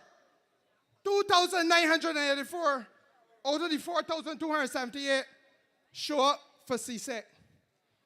In other words, we lost 1,294 young people in the system. They did not make it in that 5 years to do the examination for CXC. And in that same year, 161 who did go got no passes at all. So that, my friends, we came to a point where 1,450 somebody young children failed or did not make the grade to go on. were failing in the system. That is the Barbados that we inherited in 2018, where every year you have 1,500 odd children, yours and mine. And every parent in Barbados must cry shame on a Democrat Labour Party leader who will tell you from a public platform in the middle of an election campaign that he takes pride in telling the Prime Minister who come to him and ask him to engage in a serious discussion about transforming education in the way you just hear Chad Blackman talk about it. And he told her, woman, I ain't got no time for you, I eating food. What does he say about your children? But yet, he is saying here the other night, saying that the Ministry of Education is responsible for destroying young people in Barbados. But Ralph Thorne, it cannot only be that you come on a public platform about your grievances, the things that you vex about, or that you want people to believe that you vex about. It has to be about developing Barbados and we as Barbadians coming together in a broader democracy that we see not only parties and politics of red and blue, and since the DLP get cut up in about 4 pieces, I hear they got green now and purple and other colors. Oh Lord. But it has to be about us putting that aside and lifting Barbados up as a whole, so that what Chad told you tonight can happen. That our young people are not lost in the system. And that those young people that I tell you about at the start of this speech, that are pregnant with potential, that are full of ambition, that have their eyes set not on begging a politician for $1, not asking for a handout, but show me how I could get a hand up star. When I am told by somebody in this constituency at age 32 that the only thing they really need, they make up the mind already, Kerry, I make up my mind, no work so hard. All I really need, guide me to how I could get some good legal advice because this business here got to go forward. That is maturity beyond her years. And that is not somebody whose spirit is crushed by an oppressive government. That is somebody who sees opportunity for self-help and self-advancement and self-development and upward social mobility. And is that not what Barbados has always been about? And that is why it is true, it is necessary for us to carry this campaign right across this constituency on these terms. You heard it in Gooding-Edghill tonight and the way the tourism numbers are performing. But let me say to you that he was right when he talked about the fact that we can't just be content because we've had a year or two of growth. Because everybody else from the cold coming to the Caribbean where it's warm, it is not the most difficult proposition. But what is difficult is to ensure that the people who are bartenders and the people who are cleaning rooms in the hotel and the taxi drivers are not told, well, when you see a certain period of time during the year, you're going on a little layoff. We must keep the hotels open and full. But to do that, we cannot only be a warm weather getaway for the people in the cold. And that is why he was right. We got to reach into Africa and bring tourists from here, from there. We got to reach into Latin America and bring tourists from there. That's why the Panama exercise has been going so well. Because they are not coming, nobody from Panama coming here to lie down on a beach in the sun. They're coming here for experiences. They're coming here because of the genealogical trail, the heritage that Barbadians did over there and left children over there and come back here to want to meet family and reunite with these people. And when they do that, they're in at the holders drinking drinks. And when Heather got her shop open, they're in at Heather drinking drinks. And so on it goes. Ladies and gentlemen, this is not a difficult proposition. This election is about keeping the wheels in motion, and the Barbados Labour Party's candidate is the candidate of choice. He is the only one with a vision. He is the only one who is ready. I ask you to go out tomorrow in overwhelming numbers to send a message to the Democratic Labour Party and all of them that you do not condone the ignorance that they're peddling from their platforms. You want a sensible man, a real man who is able to take this constituency forward, help take the government of Barbados forward. I want him by my side as a representative in this wonderful parish. If Chad Blackman is not there, even regathering, I fear, will be in trouble in September when we're ready for that. Good night, ladies and gentlemen. I want you to go and vote in overwhelming numbers, as I said, from 6 until 6. Do not fail us. Good night, and God bless you. Big man, big heart, big action. We going big with Chad Blackman. When I say red, you say. When I say red, you say. We are red and ready. We are a couple hours from the opening of the polls, and I remember the other night Kurt tell y'all, wake up early, brush your teeth. You don't even gotta worry about bathing, but get to the polls. And I want to say that if you are in the polls at 6 p.m., do not leave the line. And so tonight we have offered you the Barbados Labour Party. We have shown you that this campaign has been a difference, that we are talking about chalk and cheese. We are talking about the difference between a party that understands governance and representation, that has committed itself to building the best life for our people, and a party that thrives on destruction and division.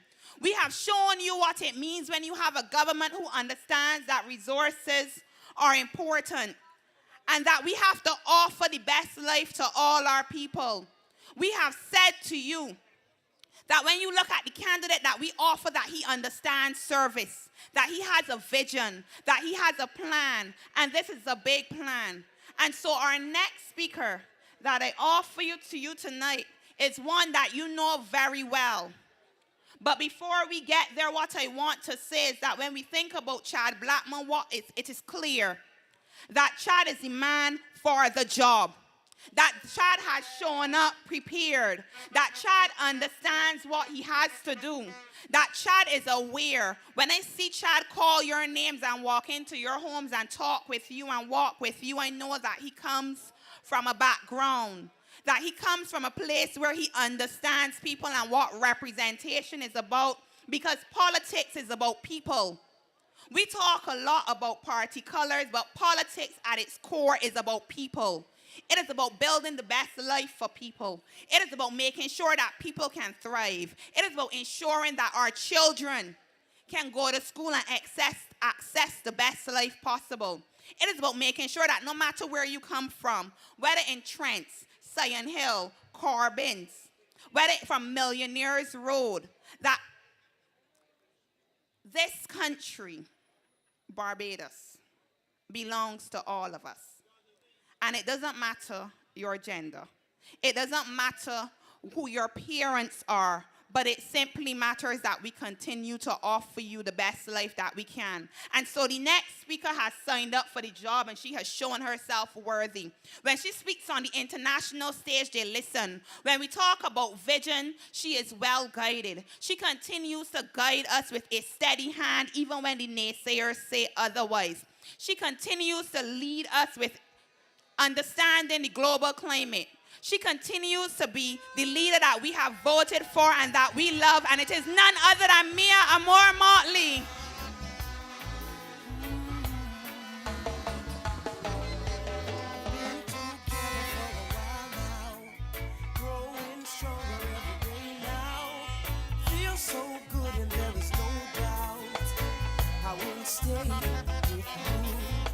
As each morning brings a sunrise and the flowers bloom in springtime, on my love and you can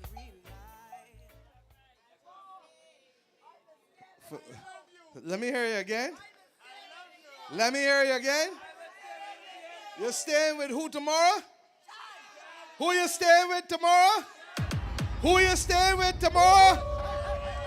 I can't hear you. My friends, and in particular, the residents of Trents and Trents Tenantry and Porters, wider St. James North, and let us be very real, Barbados. I want, at the beginning and the outset, to reflect. This is the fourth campaign that I will lead members of this party into an election to ask you, the people of this country, and in this particular instance, this constituency of St. James North, for your confidence. For your confidence. And that confidence is expressed first and foremost through a vote. But it is not the end or the beginning.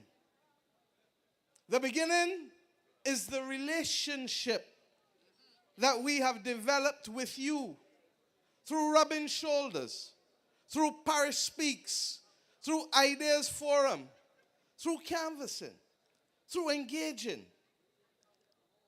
And it is born of a deep commitment that we don't stand here omnipotent or omniscient, but we come to you to first learn from you and then to shape and lead.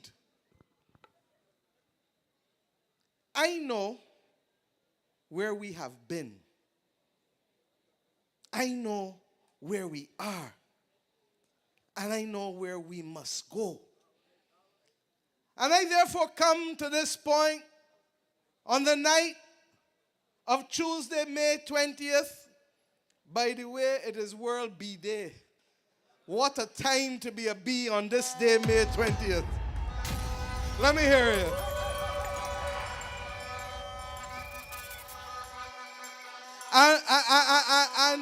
And for those who are not bees, there's a little song called Stealing Love on the Side. You don't belong to me, I don't belong to you, but still we're together.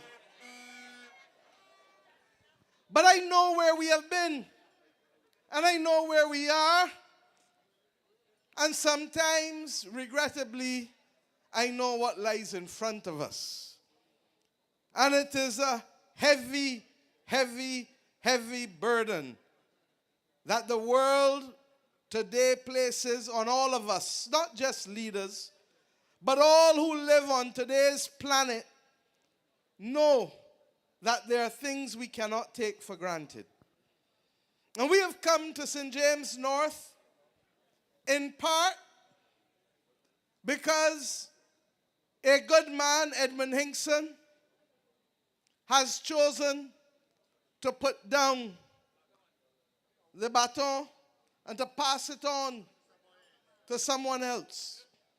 Conscious that he has given 12 years of good stewardship. Conscious, as I said in Ashton Hall when I had the honor of sharing this platform with young socialists, giving me the confidence and the hope, as I told you, that this party can be and shall be in good hands so long as they remain rooted and humble, because they have the ability to do what needs to be done. We haven't come here by accident. And anyone who knows me will know that. On this platform tonight, you had from Liz Thompson and myself, who came in with Henry Ford. Kerry Simmons, who came in with Owen Arthur.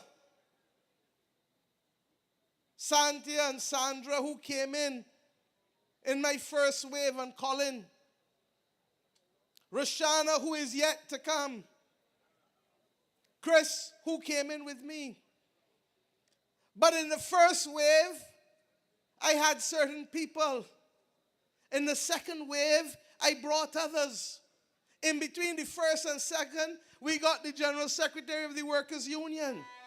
And between the second and the third, give me Chad Blackman.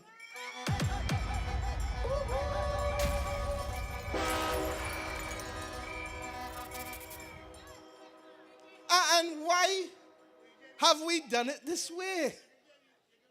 Because I keep telling you, my friends, about the heavy lifting.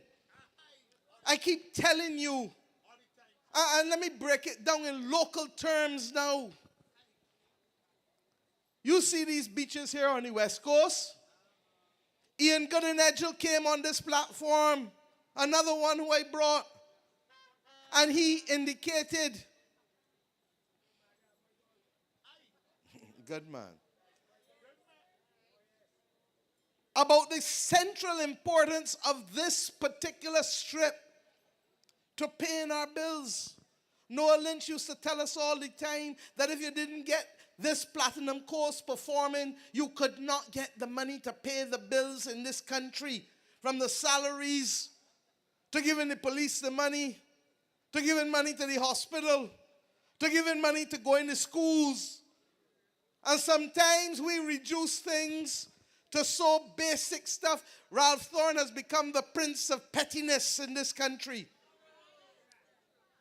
without recognizing that what Bajans need from him is purpose.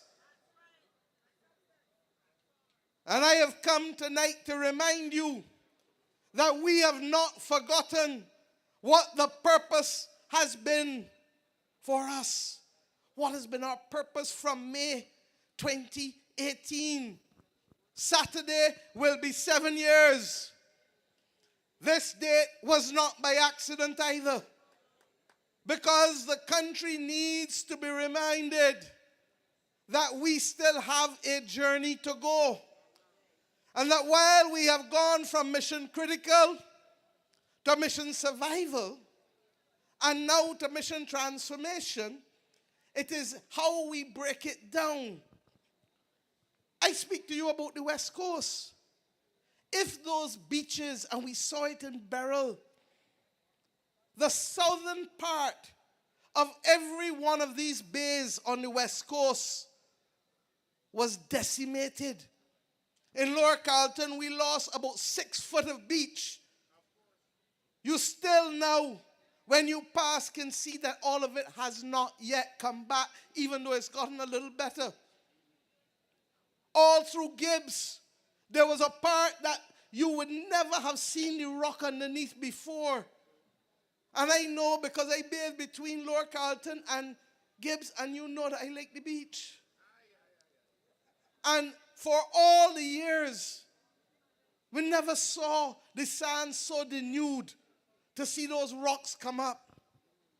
There are places on this coast that no longer have a beach that had beaches when I was a child, when you were children.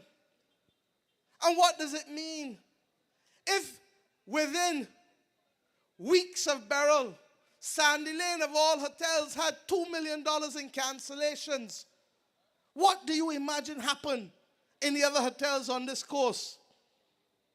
Have you heard Felicia or Ralph or Richard Seeley talk to you about the importance of stabilizing this coast so that you who renting out your houses to Airbnb go through Lower Carlton and see how many ordinary people renting their houses out for Airbnb.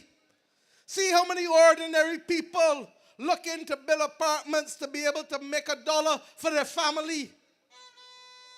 Look right here. I declare that this strip here is going to be the new St. Lawrence Gap strip. Look at it. It's not by us. Ordinary people have taken the opportunity to open businesses, restaurants, bars, right here on this strip. This is not owned by multinational corporations. And what I cannot understand is that if you came to serve the people with purpose, would you not ensure that by their living they can continue to earn that by their environment, the things that were there for them, a government has a duty to make sure that we can get it right. And that is why this government will ask you to vote for Chad. Because in voting for Chad, you're not only voting at the local level for the tech hub with the young people, for the Grey Initiative and the Elderly Citizens Council that he wants to put in place that you heard tonight. You're not only voting for the manner of representation that is personal, that is humble, that is loving, that is cuddly. Yes, he big and he cuddly. You're not only voting for the agricultural co-op and the energy that he is bringing to give you from the people of Ashton Hall, Reservoir Road, Graves Road, Whitehall, The Wim, Sion Hill, Rockdando, Carlton, Lower and Upper, Westmoreland, Greenwich, Porters, Trents, The Garden, Mount Stanford, all of these areas. And what you have seen in him, yes, all of those things matter first and foremost. And I saw the love and the warmth that the people of this constituency have shown Chad over the course of the last few days in particular. Because as you get closer to the end, people get also more open and more willing to say, man, go along, man. Man, what want to come in here again for? What are you worrying about? The big man good. But we have to. Because I've told you, I've never seen a ballot box open with votes yet. And I have come here tonight to close the argument, to close the case, and to remind you that the choice is clear between a man with vision, with passion, with heart, and who is prepared and has shown that he is prepared to act in your interests, who has given you a manifesto of what he is prepared to be held to account on. And I've said before that this nonsense that the Democratic Labour Party continues to spew about a manifesto not being a social contract is repudiated from this platform of the Barbados Labour Party.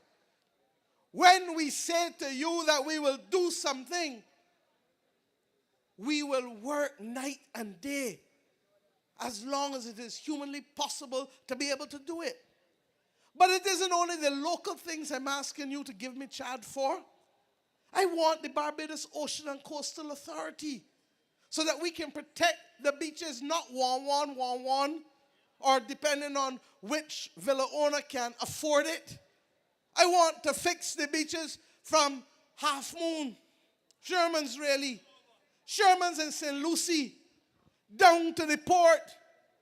And I've said when we finish doing that, this government will address its mind to the East Coast, because without that, we may not have an East Coast road in 10 years' time. I want you to vote for Chad tomorrow, not just for the Flame Initiative, for our young people, and to root our young people alone, which you must help us do.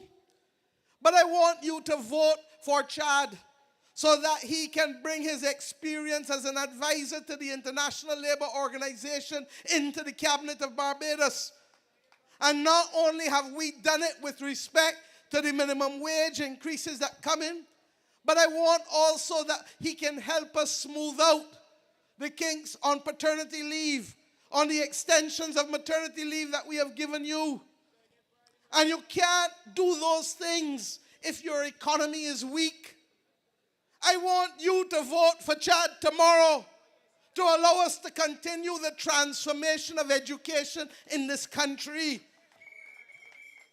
And let me address this frontally. You know what my personal wish would be. I do not believe in the 11 plus, but I am not going to foist on a country a journey that they're not ready to take.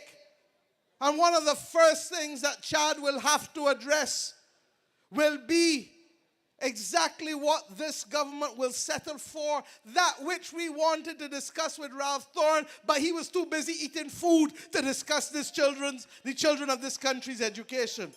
By his own admission. And I'm saying to you that for us to continue to have an exam in place alone, one day, to determine the future of children in this country, and then to have this notion of first class and second class and third class schools is wrong. And I may not see it in my lifetime, but I will work every day. I started my career in public service on this issue. And I will work every day to make the case to you. And if it is that we have a hybrid for the next few years or 10 years or 15 years, then so be it. But I know that I have confidence in Chad to help me lead this issue of educational transformation. I know that we must address the issue of giving our teachers, our police, our nurses a better deal. And that is why this government is in the middle of regrading across the whole public service. I want you to vote for Chad tomorrow to send the signal that you have confidence in the direction that this country is going. Yes, Verla, it is a referendum. And I don't hide. There are times when people may be disappointed on certain things. But I've come here tonight to ask us to stay the course. And I'm asking us to recognize that yes, you have choices. But a choice is not as simple as listening to a platform speech and going home. You learned the hard way. There are very few people in this country that could have talked sweeter than David Thompson. Talk was sweet, but the journey was bitter. Talk was sweet, but the journey was bitter. And I say to you tonight, you heard the General Secretary on Sunday night tell you about the experience of the unions in the United States of America now. Ruined the day that their members did not come out and vote. And one of the first things they had to face was people being let go from department to department to department to department. Agencies. We here in Barbados and in the Caribbean used to benefit from the Hurricane Hunter being able to go in and tell us ahead of time. We do not know where we stand with that now. And you may well go back to a situation where our notices for the quality of data that we get on hurricanes so that you can take preemptive action will reverse to something that is so soon and so quick that it might approximate to a tornado rather than a hurricane coming. There are consequences to not voting. So I've come tonight to ask you, the people of St. James North, who in a very real sense anchor the revenues of this country, to help us, help you by giving me a man with tremendous talent, ability, and heart. And you don't have to rely on my words because you've seen it. You've felt it. You've hugged him. Even if you can't get your hand around him, you're hugging him. Liz talked to you about the big belly. I ain't getting in there tonight. I might get accused too. I'm asking you to recognize that things are not perfect. And a sweet speech or a good speech from this platform is not enough. And this government has never asked you to judge us by words alone. Because words, as we know in that song, are never enough. Words are never enough. What I'm asking you to judge us on is our action and our attitude. You see me come on this stage. In political meeting, I will always be in trouble because I am a big fanfare person. I like to get to the job. Chad told you that the mere motley you know gonna require him to work Thursday. He was right. He was right. He can sleep on Sunday after church. Can't sleep Saturday neither. I am asking us to do, those who live in St. James North, your duty from 6 in the morning till 6 in the evening. Those who do not live in St. James North, if you have family, you have friends, you have neighbors, encourage them to do it for you. Encourage them to send the signal. What is at risk in this country as well is the quality of political debate. Liz talked tonight about reality and rhetoric. I told you that Ralph has become the prince of pettiness. You have seen through his actions what he has done to the Democratic Labour Party, reducing Errol Barrow's party to a pressure movement. Eric Fly's pressure movement had more resonance in Barbados than Ralph Thorne's own today. You think Eric Fly could call a meeting in St. James North and get 10 people? What foolishness. And you talk to every Dem other than the handful that he has there, and they shake their head. And I will speak more and more about that, because the notion that I can point at you and say you're a dictator and you do this and you do that is to assume that you have no capacity to think, no capacity to feel, that you forget when you get 3 raise increases as public servants, that you forget that the bus is passing through here without interrupting us because it's silent and electric. And you are 89 with another 31 to come this year that will carry it to 120. That we have the last set of sanitation trucks to come. We are at 47 now, Adrian. And that last set will carry us up so we can try to guarantee 2 pickups a week. That's not what we inherited. The thought, gentlemen, of you getting paternity leave in this country was a fiction in people's heads. Colin Jordan and the cabinet have helped us see this as a reality. And for the women who thought that you needed a little more, we've done that. I have told you at accident and emergency, if we had the old casualty when COVID came, we would have been dead. Liz spoke to you about how we went to Harrison's Point. And in 4 weeks, we took down 16 foot of bush and buildings that were derelict for over a decade and created more ICU rooms than the country has ever had since the QEH was established.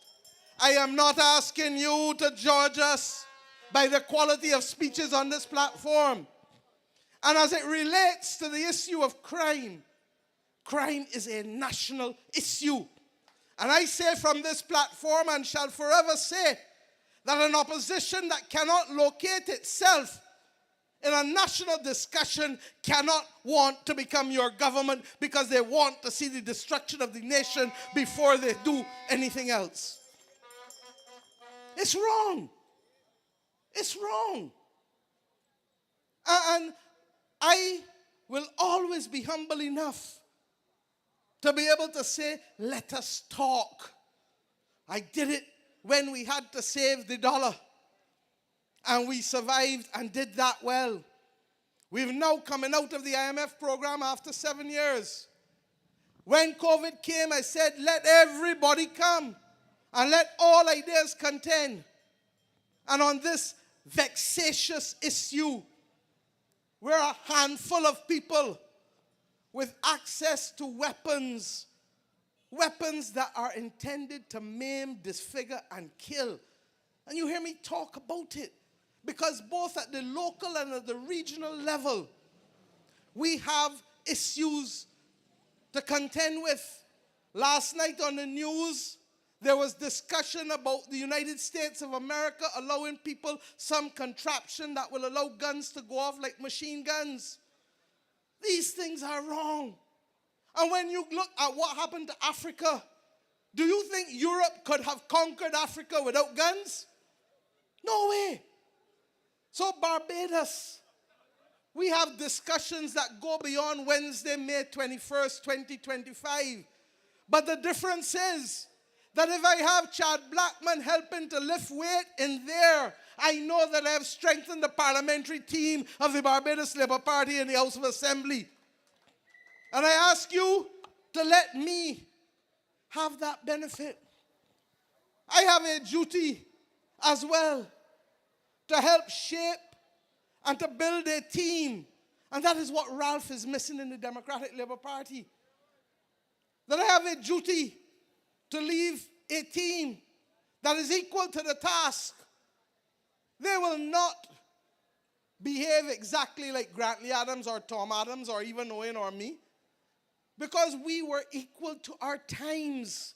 And that is what Ralph and Frundell are missing. If Errol Barrow was back today, they would be Barrow with the same principles but acting differently because he lives in a different Barbados. And what we get from them is a desire to take us back, take us back, take us back. So my friends, this has been a curious by-election. Short, thank God. Always sweet when you got good people. But it has been an interesting one. And it has been interesting for who has not come on the Democratic Labour Party platform, who is not with them, where they have positioned themselves. And I say leave them. I want you to focus tonight on what you are voting for. And you are voting for stronger, caring, local representation. But you are also voting for a government to be able to navigate these waters. I haven't come here with any antics. Look at the truck going up tonight. Let it pass, let it pass, let it pass.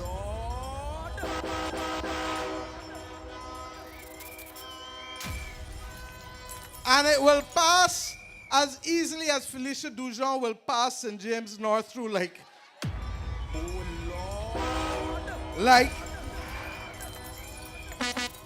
wash out easy.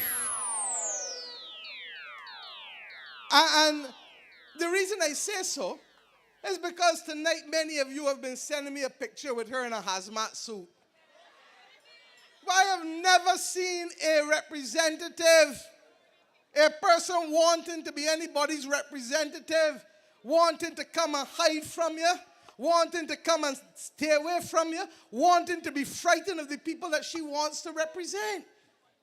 But the same way that she frightened for you, tell her that she need to go back where she come from. Go big or go home.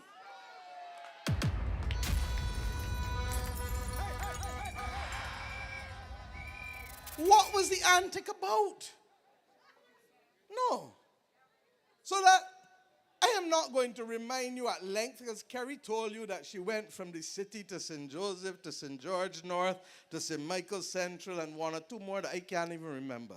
Liz told you that she went from 39 votes to 12 votes, and now she come up here. At the end of the day, if anybody is a transient inconvenience, it is Felicia Dujon to the people of St. James North. That's a fact. So I want you, in all honesty, to leave here tonight clear about what you are voting for, not what you are simply voting against. This government has delivered. Have we done everything? Not yet. Not yet. But what we are doing is navigating the waters even as choppy as they have become. And I say to you tonight that if you tomorrow morning go out in your numbers, and I'm conscious that there is work to be done because the list that we have, there has to be an enumeration in this country because there's not been one for almost 30 years.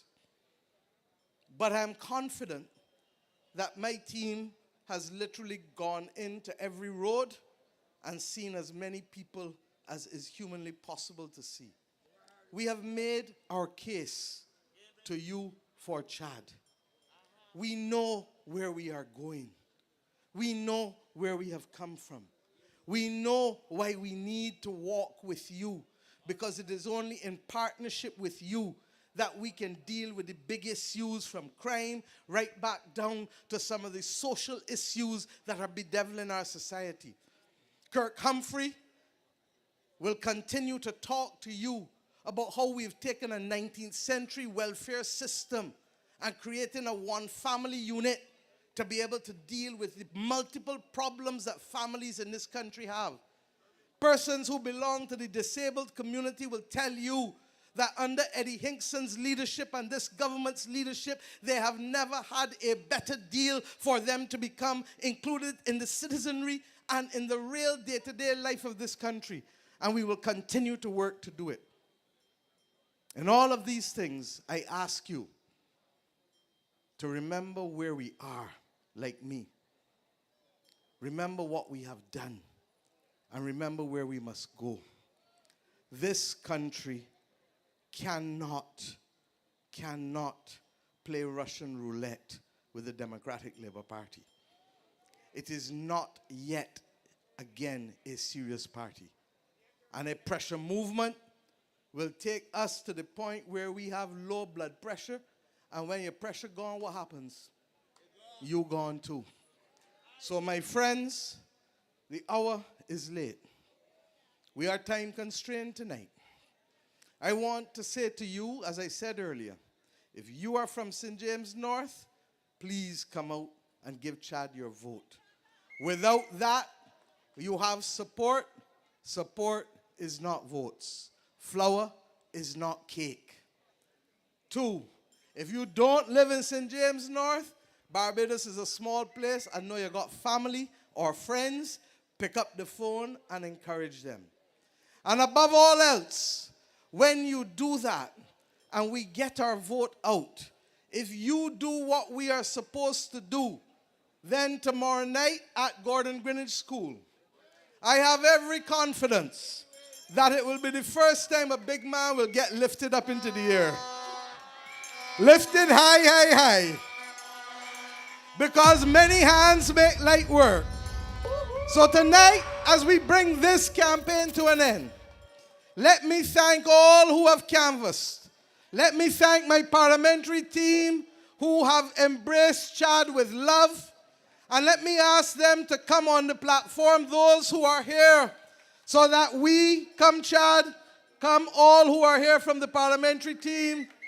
Dale, I see you on the other side. Mr. President, chairman of the party, come. I want you to come on this team, because over the course of the last 3 weeks, this has not been a singular effort. This has been the effort of the entire Barbados Labour Party team. And when we say to you, touch one, touch all, you understand that we are working together as one. So my friends, 6 o'clock tomorrow morning, come out early. To those in the St. James North team, like Christina and Stacy and Faye and all of you, we say thank you. And to the people of St. James North, I commit to you that whether it is roads or people, whether it is drainage or infrastructure, whether it is education or agriculture, we will walk this road with you, because we believe that as Bajans you deserve it. Good night, God bless you, and come out early tomorrow morning. Come early, first name on the top, vote Chad Blackman. Do not let the X touch the box. We can do it, we shall do it, we shall make it. And thank you, everyone.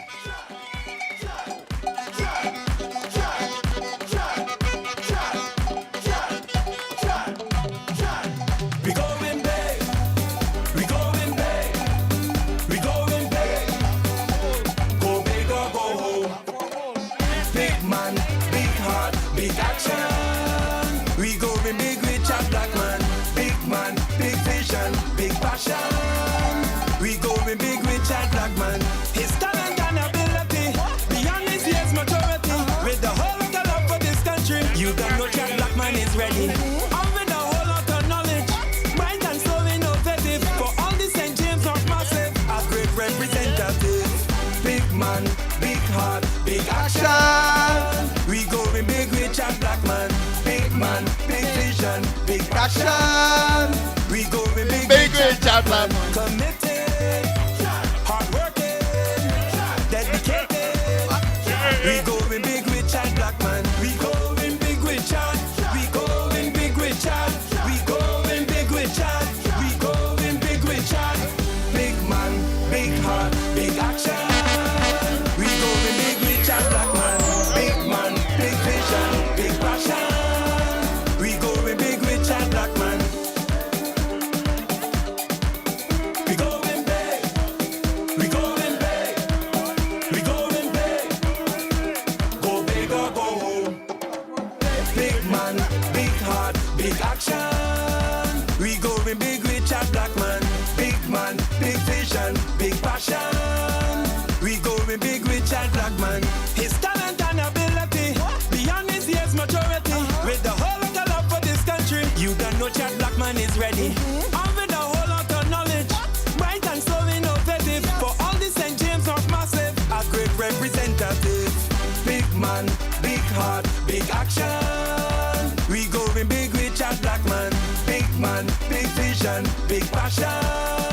We going big rich and black man. Committed, hardworking, dedicated. We going big rich and black man. We going big rich and. We going big rich and. We going big rich and. We going big rich and. Big man, big heart, big action.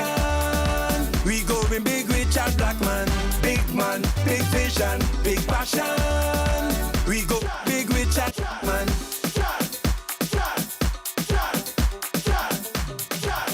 We going big. We going big. We going big. Go big or go home. Big man, big heart, big action. We going big rich and black man.